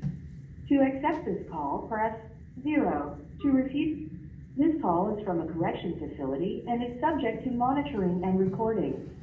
Thank you for using Global Tellink. Hello. Hey, John, Happy New Year. Happy New Year to you too. Happy New Year. How's everything going? Good. Everyone's here still. We're just waiting to see what happens. What's gonna go next. How you guys doing? How you doing? Fine. Waiting for the snow. Oh, okay. Bad weather coming this weekend. Yes. Are you guys in DC or where are you guys at? We're in Northern Neck, which is 2.5 hours south of DC. Okay. So, yeah, so there is a storm coming. Yeah. It might get snow, yeah. Yep, Storms might get some snow. We actually had snow this afternoon. It's funny, I live near the water, and my neighbor, who lives right on the water,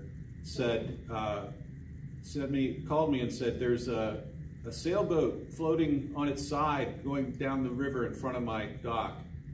And it was so windy, it must have blown it loose from its moorings or something like that, and it was just drifting away.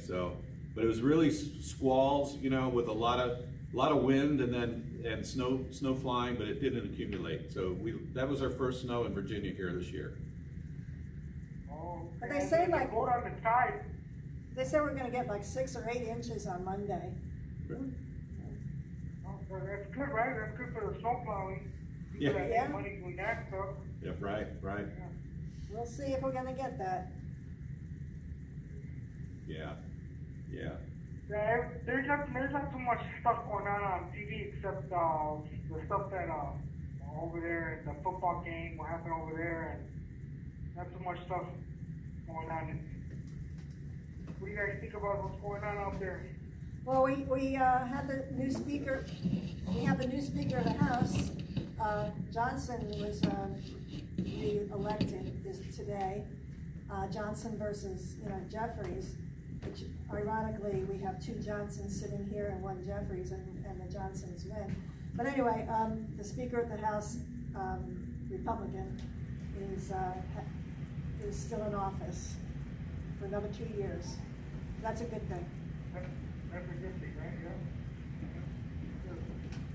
Are you guys gonna come down here for the inauguration? That's happening January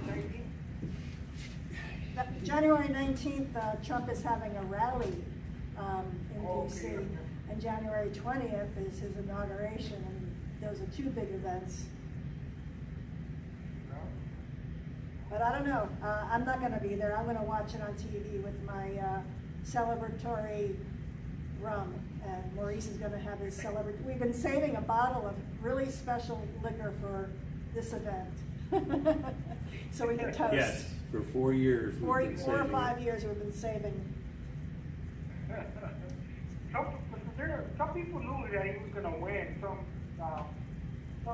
smart intelligent people already knew he was gonna win and predicted it. And it's good that everything's going according to plan.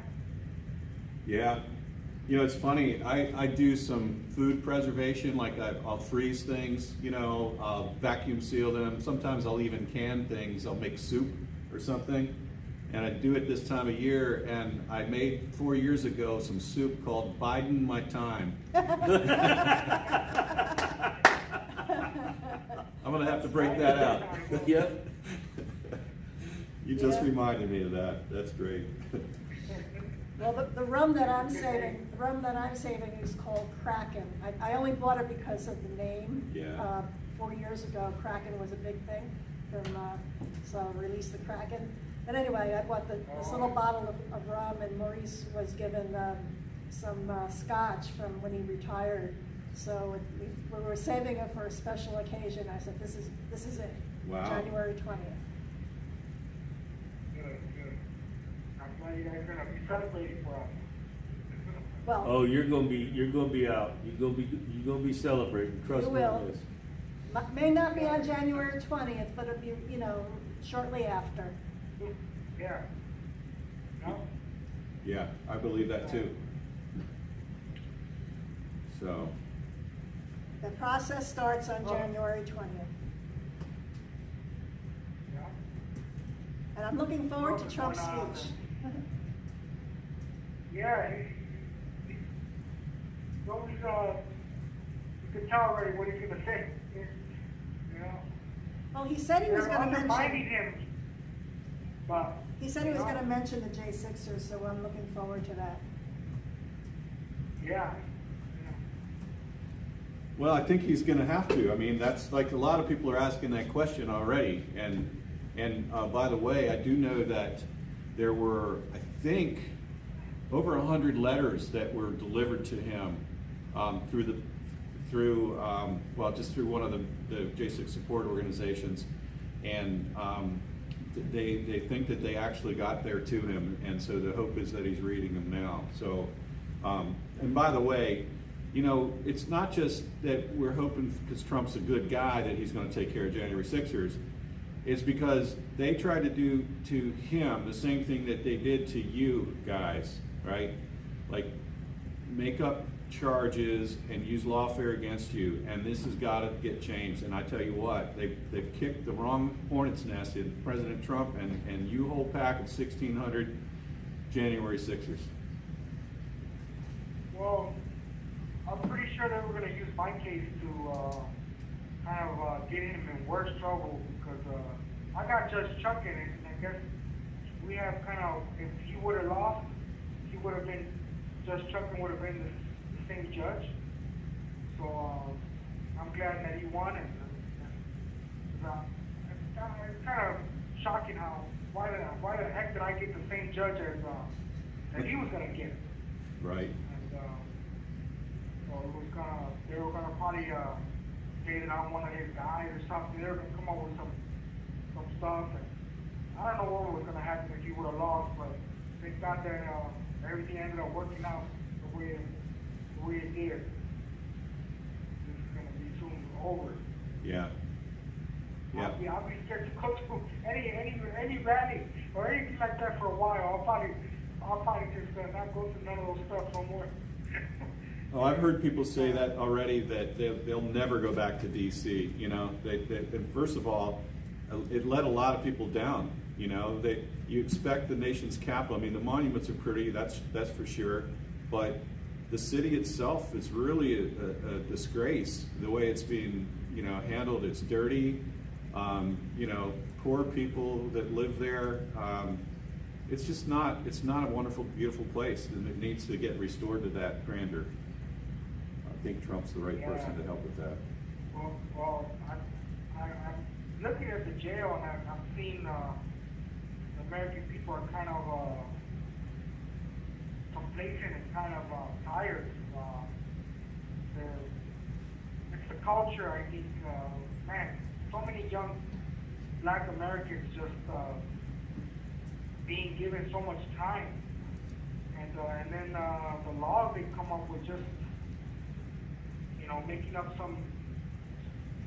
I don't know. I don't know what the answer really is. I think boot camp or how to solve these problems. I've been to his jail, and it's pretty saddening how the culture, the music, the rap music, all the stuff these guys listen to is just. I wish someone would have told me that the garbage, the rap and the culture, and that it's all lies. And I probably still wouldn't have listened, but if I would have, it's just the saddening when the music is just BS. It's just, we need a revival. We need Jesus. We need, for these guys, for these Black Americans that are just. I don't know what the answer is, but it's not none of these. It's not giving them free stuff. I know that it's not giving them Christmas bags or whatever, or another phone call. I don't know what it really is. What the answer would be, but we need to teach our citizens better, and raise our children better, and take responsibility for our role. We need to redo the entire justice and penal system. We got something going on with the phone. Oh, it's all right. There's just another call. We'll keep going. They'll call back. Okay. But seriously, there's things that we arrest and imprison people for that maybe we shouldn't be doing that. We have a system that encourages the failure of the inmates so that they come back in and stay, because every inmate in the system represents money to the system. So there's not a motivation on the part of the system to have people actually be reintegrated into society as better people, even if they didn't need to be made better people. They were already there anyways. There's more working against you to revisit, and the recidivism rate is really bad amongst the folks that you've been talking about. And we need to clean all that up, because it's a really corrupt system on multiple fronts, not just for money, but for the psychological predilections of some really sick people. Yeah. And it's always in these progressive states. New York, Chicago, Seattle, California, Portland, where I see the most where this stuff happens, and fatherless homes, and right. That's a big one. And so, I think revival, more Jesus, more education, and reality. Just I think the truth about these the rap culture, where they make art, and it's not where it's not. It's postmodernism. It's like it just don't make nothing makes sense. Like what's good is bad, and what's bad is good, and we need Jesus. We need we don't want to happen what happened in England to happen to the United States either. Well, right. And it's happening in the federal prison. Like I went just swing by in Oklahoma and Chicago, and they have like Muslim gangs now, and it's only gonna spread. Yeah. Christianity back and right. Yeah, we need there's still so much work to be done, and thank God for people like Candace Owens, and Michael Knowles, and Ben Shapiro, and Joe Rogan, and Jordan Peterson, all these people that are actually in the front, keep preaching and telling the truth, and we need more people to just kind of do that and back them up. I know there's some other pastors like Dr. Tony Evans, and other stuff like he's from Texas or whatever. But yeah, we need more people speaking about Christianity or some kind of revival on get it as far as we can. Well, I agree with you, and we need to make sure that they continue to have their First Amendment rights, and that's a big concern right now with on X, that people are claiming that Elon Musk is already starting to use censorship on his own platform. I don't know how true that is, and how specifically, you know, people are being shadow banned, they claim, or their reach is just not, you know, what it should be with their followers, and so I don't know. That's a big concern, because that First Amendment is the First Amendment in our Constitution. You have 1 minute for a reason. remaining. It's the most important one. So, hey, you got 1 minute, man. So I'll give it back to you. Well, yeah, thank you guys for this outlet, and thank you. I appreciate the letters, the birthday letters, and for your support, and for letting us come on you on you guys' radio show and talk, and to get you guys to answer those phones, picking up the phone on Friday night, and letting us speak and getting us pumped up for what's coming up next. All right, guys, thank you so much. God bless you guys. God bless you. God bless you. We look forward to it every week. Bye. Thank you for using. We beat her. He hit some really good stuff, but you could tell it was kind of weighty. You know, wow, we have a lot of work to do. Yeah. God, that one. So we had a couple calls come in from also into the DC Gulag. I'm sure they'll try back again in a second. So, you know, I often consider, what would our penal and justice systems look like in my ideal world, and the other 350 million ideal worlds? What could we actually agree on? Are stonings included in your ideas? No, and in fact, I think women should be able to not have to cover their face. We don't do Sharia law here. I'm not up with that at all. And it's amazing that you bring that up, because I follow a lot of different topics throughout the world, and what they do in various regions, almost arbitrarily and unexpectedly, you know, some guy sees a female in a grocery store, and there's a piece of flesh that's showing, and the next thing you know, she's stoned to death out in the parking lot. It's insane what these folks do, and it's more than insane. It can't really be allowed to stand. And it reminds me of something else that I wanted to mention here. I find it odd that a Ford pickup. That the phone rings is exactly that. Hello, this is a prepaid call from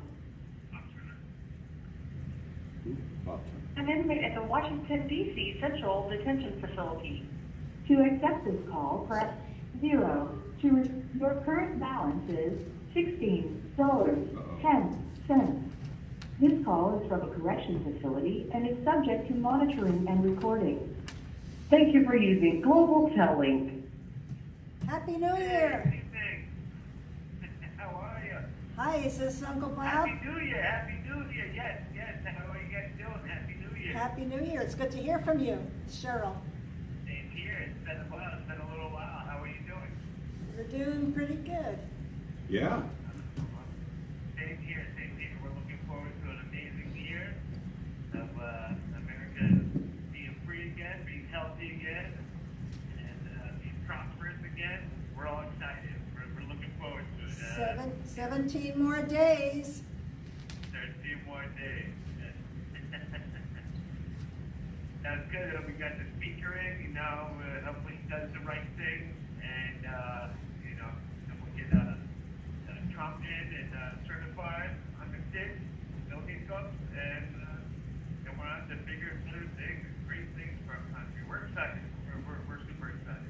You're right, though. I mean, Monday is a big deal. When we get through that, that's going to be a very big first step. It is. You know, and it's such an important and it's a somber day too. So you know. All the way around. Yeah. For a lot of reasons. We went to court today and we saw all the fencing they put up around Capitol. It looks like they're expecting something crazy, but we know it's not going to be it's not going to be the peaceful people that were there 4 years ago. If anything, you know, we know we're getting our country back, and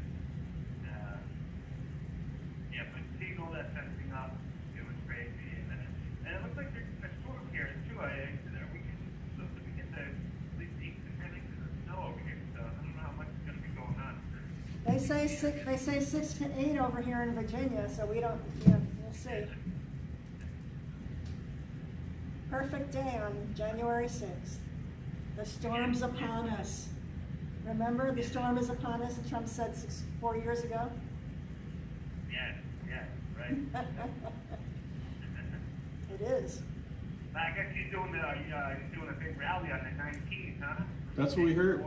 Yeah, I didn't know about it. Cheryl knew about it. Yeah, January 19th, right in Washington, but, That's in Coliseum. at the Coliseum. It's the Coliseum. Did they give it time? I heard they didn't have a time yet. Yeah, they did give it time. I think it's 3 p.m. afternoon.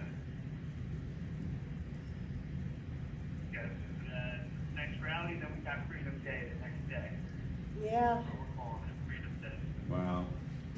Yeah, and then Get our country back. You know, we're gonna get our country back. and the process starts. And the process starts. What do you think about January 6th? Do you think that should be a national holiday? I think so. I think it should. I think we need to remember everybody why we went there and what we stood up for. The real reason why we went there. Not what the news media said, not what they portrayed, not what these so-called politicians said. Why we were really there. We stood up for our country. Something was wrong, and we all came together. So yes, I feel that should be a national holiday, 100%. Yeah. How do you guys feel about that? I do too. I'm just not sure what to name it yet. You know. Freedom. Bastille Day. Bastille Day, USA. Been taken, I think. Yeah. Freedom something. Yeah, it's a good idea. Yeah, I like the freedom. Yeah. Love to think about that. Ashley Babbitt Day.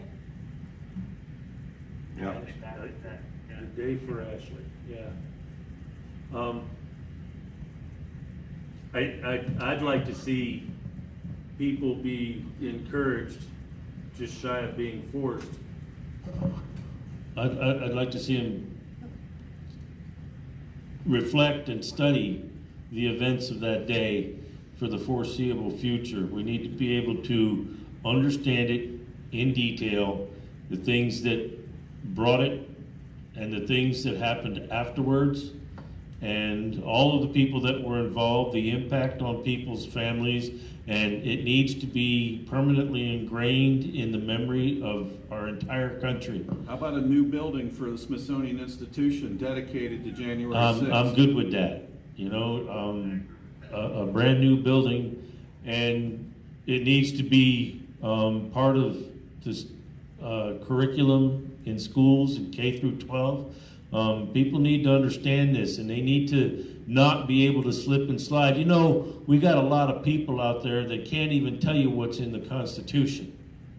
This stuff here needs to stop. And January 6th, and it sucks that you guys had to go through this, but January 6th needs to be permanently in everybody's veins.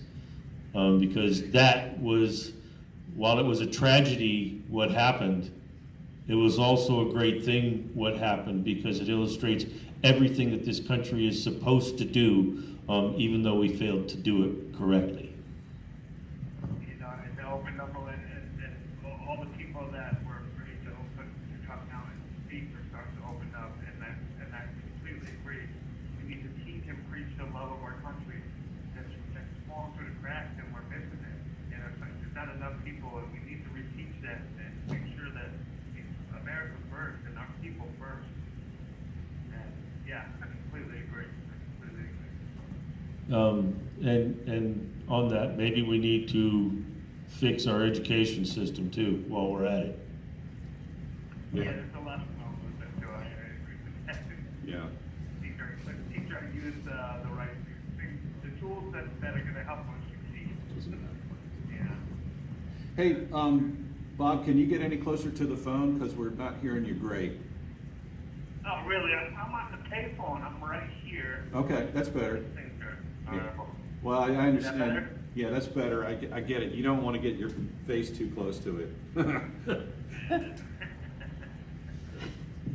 Yeah, so, I think we can take this bad thing and make it into a good thing.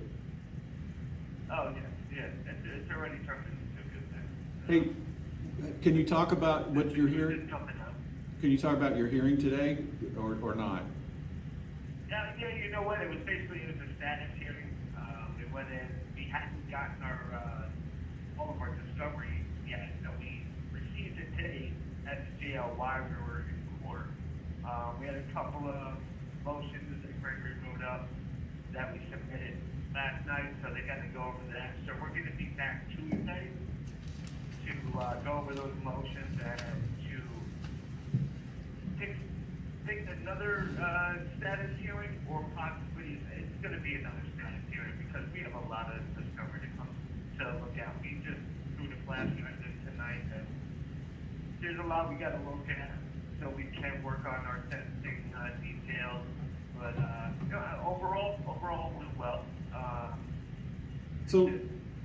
So let me ask you this, because I was in there when you guys appeared on the 6th, and that was, yeah, I was happy to be there. I came in just a little bit late, but what I recall was that was your objection, and you guys are going pro se, right? Which means you're representing yourselves. We are representing ourselves at this time. Yeah, and that's fantastic. And that was that year. Yeah. It was that, and also Matthew's.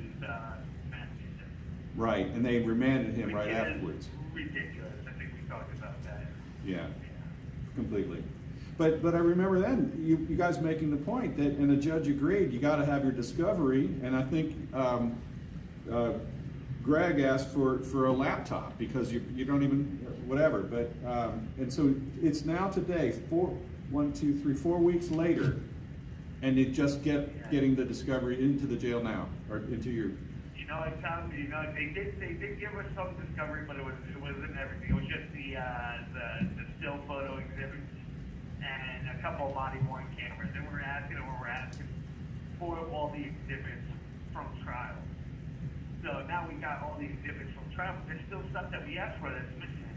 So it's a little bit of a runaround, but yeah, we need it. We need it for our motions. We need it for our supplements, and and with the judge, with Lambert, he's firm on protocol and the law. I know what he thinks he's doing is the right thing by the law.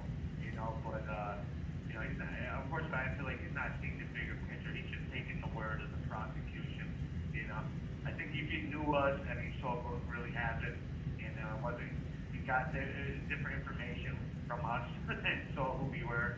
To be different tone in the courtroom. But he's all about procedure and it's about doing the right thing, I feel. So Well, that's an interesting point you make. it was good by us. Well, it's an interesting. Yeah. I'm sorry, we're interrupting. No. But the fact that they go with what the prosecutors tell them. That's one of the broken pieces of this justice. Right. These prosecutors have way too much power. There's a second. They can indict a ham sandwich. Right. It's the truth. They'll come in, lie, they'll say whatever they need to get their indictment, to get the grand jury to indict, and it's broken. It needs to be fixed. And you know what? They thought they were putting people away and doing justice. They thought the justice, but you know what? You just opened it up for us to show us exactly what you do now, and now we're going to fight back. One of the things that when I first got here that CO said was, you know what? You guys, excuse my French, you guys get shit done. Like, what do you mean? Because you guys stand together, you guys stick together, and you guys stick to your guns, and then if you want something done, you guys stick together and get it done. Right. But nobody else does that. Everybody fights each other. And, you know, Yeah. they're going to reap the day. You know, they came after the wrong people. We care about our people, we care about our country, and we care about ourselves, and we're gonna show the truth of what's really going on with this system. I agree. That's well said. All right. Especially when something like Purdy, this guy's a genius, man. He loves reading case law. I don't know anybody who loves reading case law, but he loves reading case law. And you know, I mean, is this a newfound enjoyment ever since incarceration, or has he always been like that? No, you know, he's always been like that front, that go-getter. Like he's always, if he sets his mind on something, that's it. He's zoned in. You know, tunnel vision. He gets it done. So he did that with all his businesses, and now he's doing it with this, and he loves it. It's not, you know, he loves that he's making a change, and he's going to be able to help people. You know. That's fantastic. And one that never had the right help, and they never tried to give them the right help. You know, we got guys in here that are being mistreated, you know, for years, and you know, it's their own game, it's their own laws that they, you know, sweeping under the rug and keeping away from everybody that we're learning now. And how to use it? How to use it against them? them? We're going to use it. Yep. Yeah. It's a language. It's the language. It's English, but it's a different language. You know. Right. Fascinating.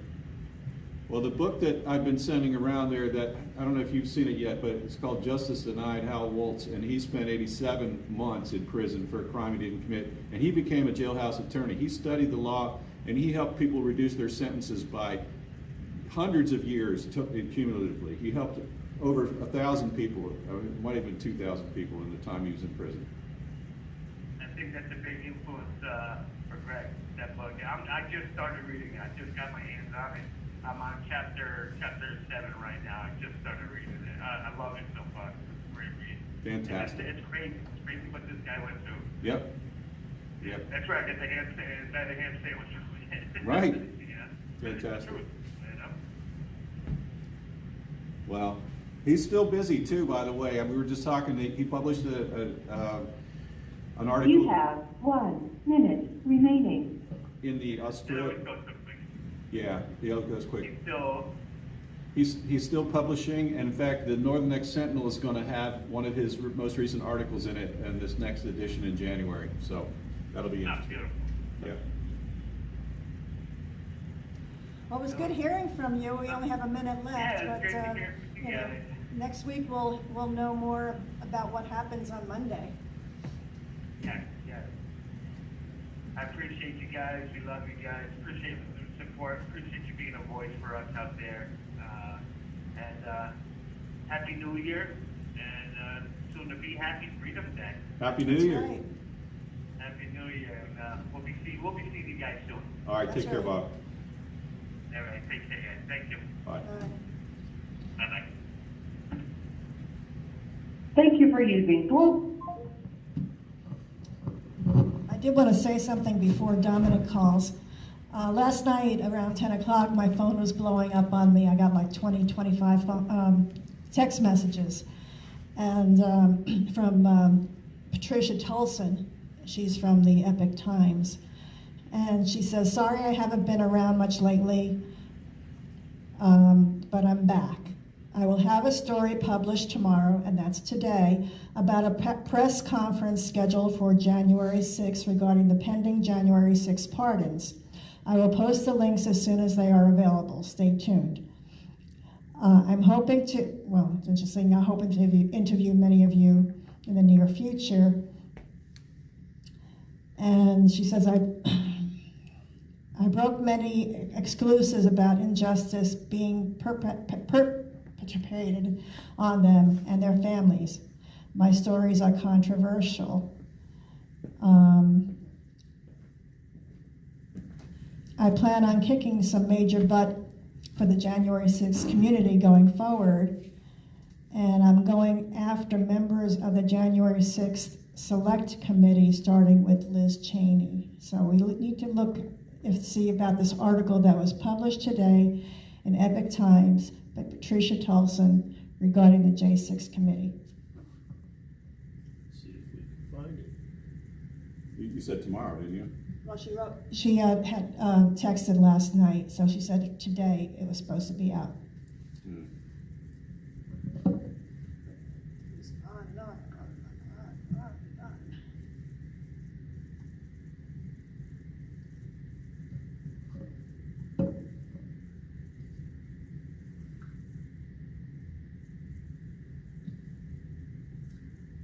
So the next caller we should get will be Dominic Box, and then we're gonna sing the national anthem together and find out what's going on at the Gulag with him.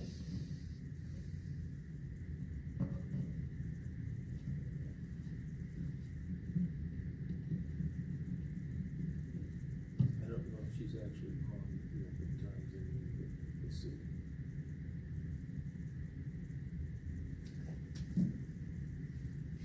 Let's see online.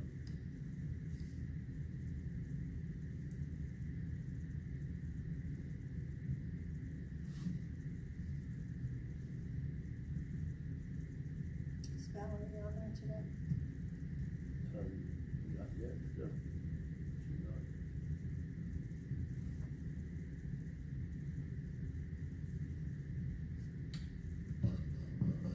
Well, what we touched on with James earlier about PTSD is what we were discussing before we started the vigil. And, you know, a lot of these guys have spent a lot of time by themselves. These men are fortunate in the Gulag.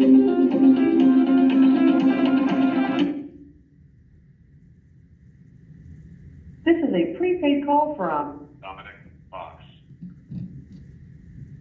an inmate at the Washington, D.C. Central Detention Facility. To accept this call, press 0. To refuse, your current balance is $14.81.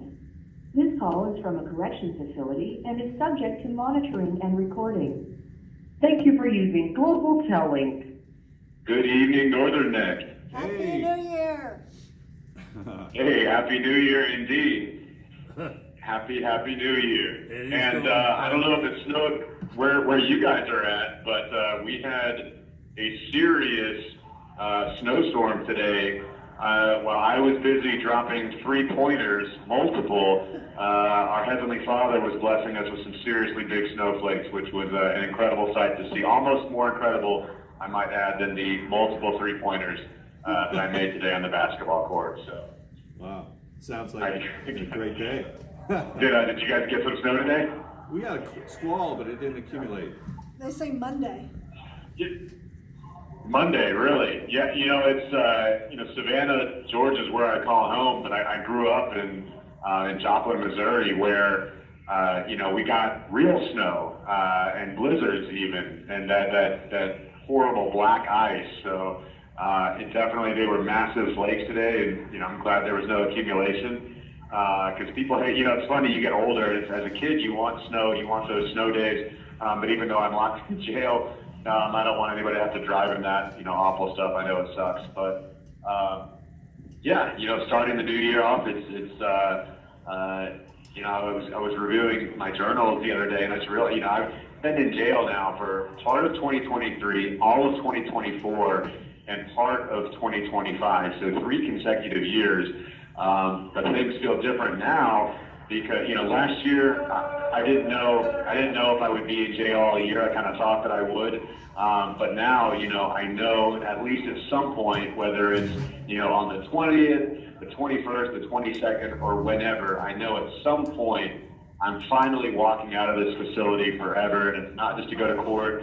It's not just to go play basketball, but it's to go home and to get back to my life, and it's a really good feeling.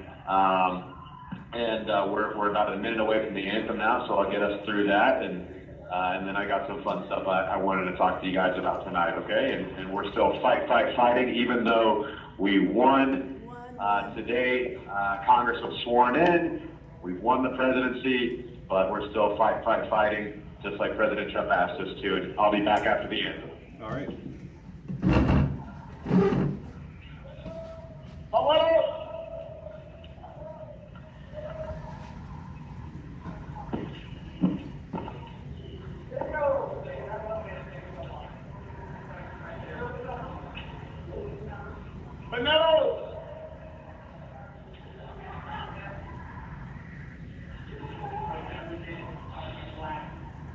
Here we go. Here we go. 3, 2, 1.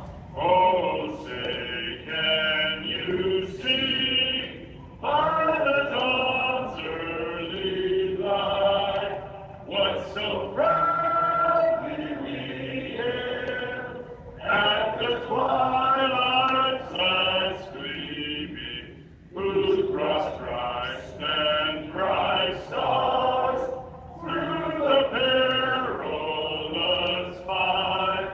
For the ramparts we watched were so gallantly streaming, and the rockets' red glare, their bombs bursting in air, came through the night, that our flag was still there.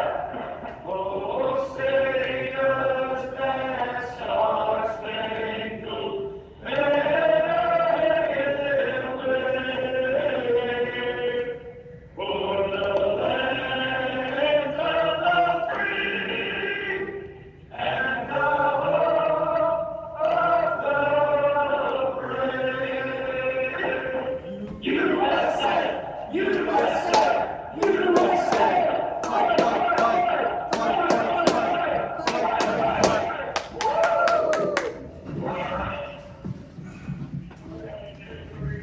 Awesome. All right, guys. Awesome. Are you getting some help Cool. in their singing? Are others than the J6 singing? Yeah, we've actually got a couple guys, a couple of the DC locals that have joined us, which is pretty cool. That's really Because it started out, they didn't really know what to make of us, and the feeling was kind of mutual. But in any situation, especially when you're going through a shared hardship, you can find commonality, and no matter what somebody is accused of, they certainly deserve their day in court, and I'm not the judge, I'm not the jury, I'm just another son and child of God like all these men in here. So I try not to let anything other than the interactions that I have with them influence my interactions with them, and it's always really cool to see American citizens singing the national anthem. So other than that, I've got to ask, did we run a tight ship here tonight? I know they asked us to only call in starting at 8:20, but I think we had everybody back to back. But the first caller tonight was John Bonuelo. Did he mention anything about the incredibly transformative experience that he had last night? No. Okay, well, so we got, all right, and I got to say, we got the hair clippers briefly because our buddies Greg Purdy and Robert Turner had court today, and if you've never seen John Bonuelos, he came into the January 6th pod with the most incredible luscious hair, that I've ever, next to Farrah Fawcett. I don't know if there's a better head of hair on anybody I've ever seen. It was down to his shoulders, and last night he said, myself and Jonathan Pollock are the two barbers on the unit, and he said, Box, I think I should cut my hair. What do you think? And I said, well, that's certainly not a decision for me to make. And he kind of talked to it. He said, well, I came in here one way, and I think I want to, show to God and the rest of the world that, I'm a new man when I walk out of this. And I said, that's a bold statement, but you got to make that decision. And we ended up cutting off his hair last night. So he's got a very cool, 2009, rock star kind of thing going, but he had a massive ponytail, hair down to his shoulders, and now it's like a kind of sideways, cool, like choppy, layered, textured thing. It's easily the best haircut I've ever done, but we convinced him to, we kept his ponytail, and I don't know if he's going to donate it to Locks of Love or his mother, but yeah, that was a really cool experience yesterday. So I was, as somebody, I was actually voted, you wouldn't believe it if you saw me now, but in 2008, I was actually voted Joplin High School's Best Hair Award winner. And I was a part of that whole MySpace generation with, guys who had, kind of swoopy hair down to their shoulders. And I really didn't want to cut his hair, but he asked me to do it. And it was cool. I think it represents a change that, nobody walks out of this thing the same that they came in. And he's made a very, obvious change. And I think that was really cool. But aside from that, I spent the last 2 days, one of my New Year's resolutions was to write a book, and I've kept 4 journals, each for a very distinct thing throughout the year, and I was kind of bothered, I was thinking, as I was making my resolutions for the coming year, I said, man, I never really got around to writing that book, and, I'm typing up all of my journals just so I have a digital record of them, and then when I finished that, I thought, well, no, here's the book. Because it's not only my daily journal, but I've got 2 calendars full of special stuff that happened every day. I've got a book full of quotes, things that I've learned from different books, and I kind of sat back and I looked at everything that I've done today, and I started putting it together. I'm happy to say that I actually accomplished every one of my resolutions from last year, and I look forward to getting that, I've had several people that have reached out to me over this process that have said they would help me edit and market and do different things, but ultimately I really want to get not that my story is, radically different from anybody else's, but I think it's, such an interesting period in time, both for America and then, me and all of us individually, and I think there's going to be a lot of really good books that come out of this experience. I know there's some that already have been, and I'm just excited to, when I get out of here, to finally put it all together in a way and then have some other people look at it and, help me make the right decisions with that.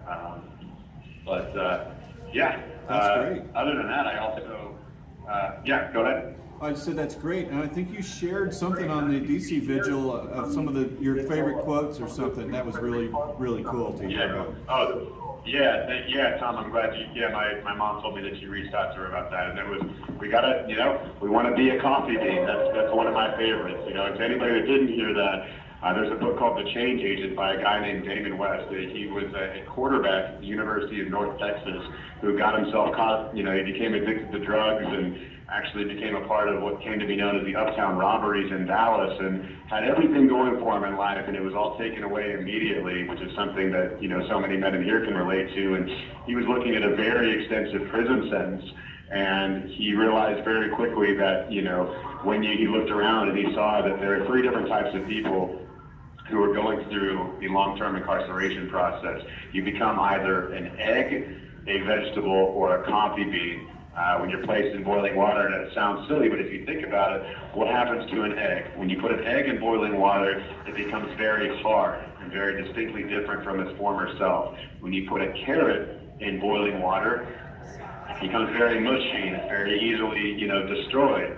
But if you choose to become a coffee bean, you think about what happens to a coffee bean when it gets put in boiling water, and it permeates out and it changes the water. It doesn't become changed by the water, and that's something that I hope that I've not been perfect every day. There's certainly lots of there's moments where I've acted in ways that I could do differently, but I'd like to think the overwhelming experience that I've had in here and the experience of those that have been around me is been in a way that I've been able to change things for the better. And I'm still a work in progress every day, just like everybody else in here, but I just thought that was really cool. And yeah, I don't remember what day that was, but I got a really, really interesting list of quotes. I've read almost 80 books now since being in here, and I look forward to kind of bringing some of those quotes together with different stories from my experience in here. And, I think we'll only have a couple more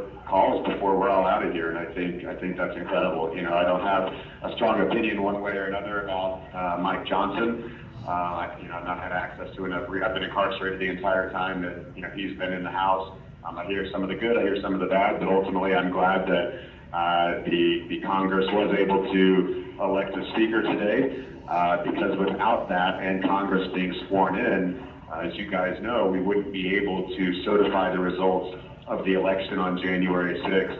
And I'm thankful that that was able to happen, and more importantly that, even though I learned today that President Trump will unfortunately be sentenced on January 10th by the horribly corrupt and biased Judge Juan Merchan in a New York courtroom, it doesn't sound like there'll be any possibility of incarceration or probation. So all steam ahead for January 20th and what should be the pardons and commutations coming down very quickly. So I'm looking forward to that. I would also, I would be remiss if I didn't. I know I already told you guys I had a couple of 3-pointers today. I was very proud of that. Other than that, I just want to say thank you to all you guys for what you're doing, and I want to know, let's say in a perfect world we're all out of here by the the end of that week on January 20th, January 25th. Is there going to be a Northern Neck Patriots meeting on January 25th? We don't know. Well, you mean a vigil or yeah? A vigil. You have 1 minute. I'd say yes. We're going to keep the vigils going until you guys are safely on your way. I love it. Well, hopefully I'm able to, if not be there in person, call you guys from something other than a GPL tablet. But whatever the case may be, I appreciate you guys being out there. I love everybody out there. Happy New Year. We'll talk to you again next week. It's Dominic Xavier Box, the first one and only. Please drop me a follow on Instagram at NotDomBox. That's NotDomBox. And check me out on GiveSendGo, GiveSendGo.com/freedomj6. And tomorrow and Sunday, I will be on the Cowboy Logic Show, 9 p.m. tomorrow night and 4 o'clock on Sunday. God bless you guys, and God bless the Republic. God bless you Thank too, you for using Global Tellink. Just in time. He does that so well. He's really good at that. Times it. He was really good at that. I did not know he was going to be on Cowboy Logic. I saw him 2 weeks ago, last week. Well, It was on the 19th. Yeah, so they had a Christmas special, but I don't know what. So this is interesting. We'll have to check that out. But it was also. He was also on for 2 segments. I think it was on the 19th of December. I don't know if it's the same story or not, that it's was televised last week, but we'll have to check it out tomorrow. All right. Maybe he's on You want twice. to close it up? Good night. There's a name for that in show business. It's called. I have to admit that these things, they start off often slow, but it's like I'm only now feeling like I can build up some steam and actually do some stuff. All right. It's time to go, y'all. There you go. All right. Good night, everybody. Thank you so much. God bless you.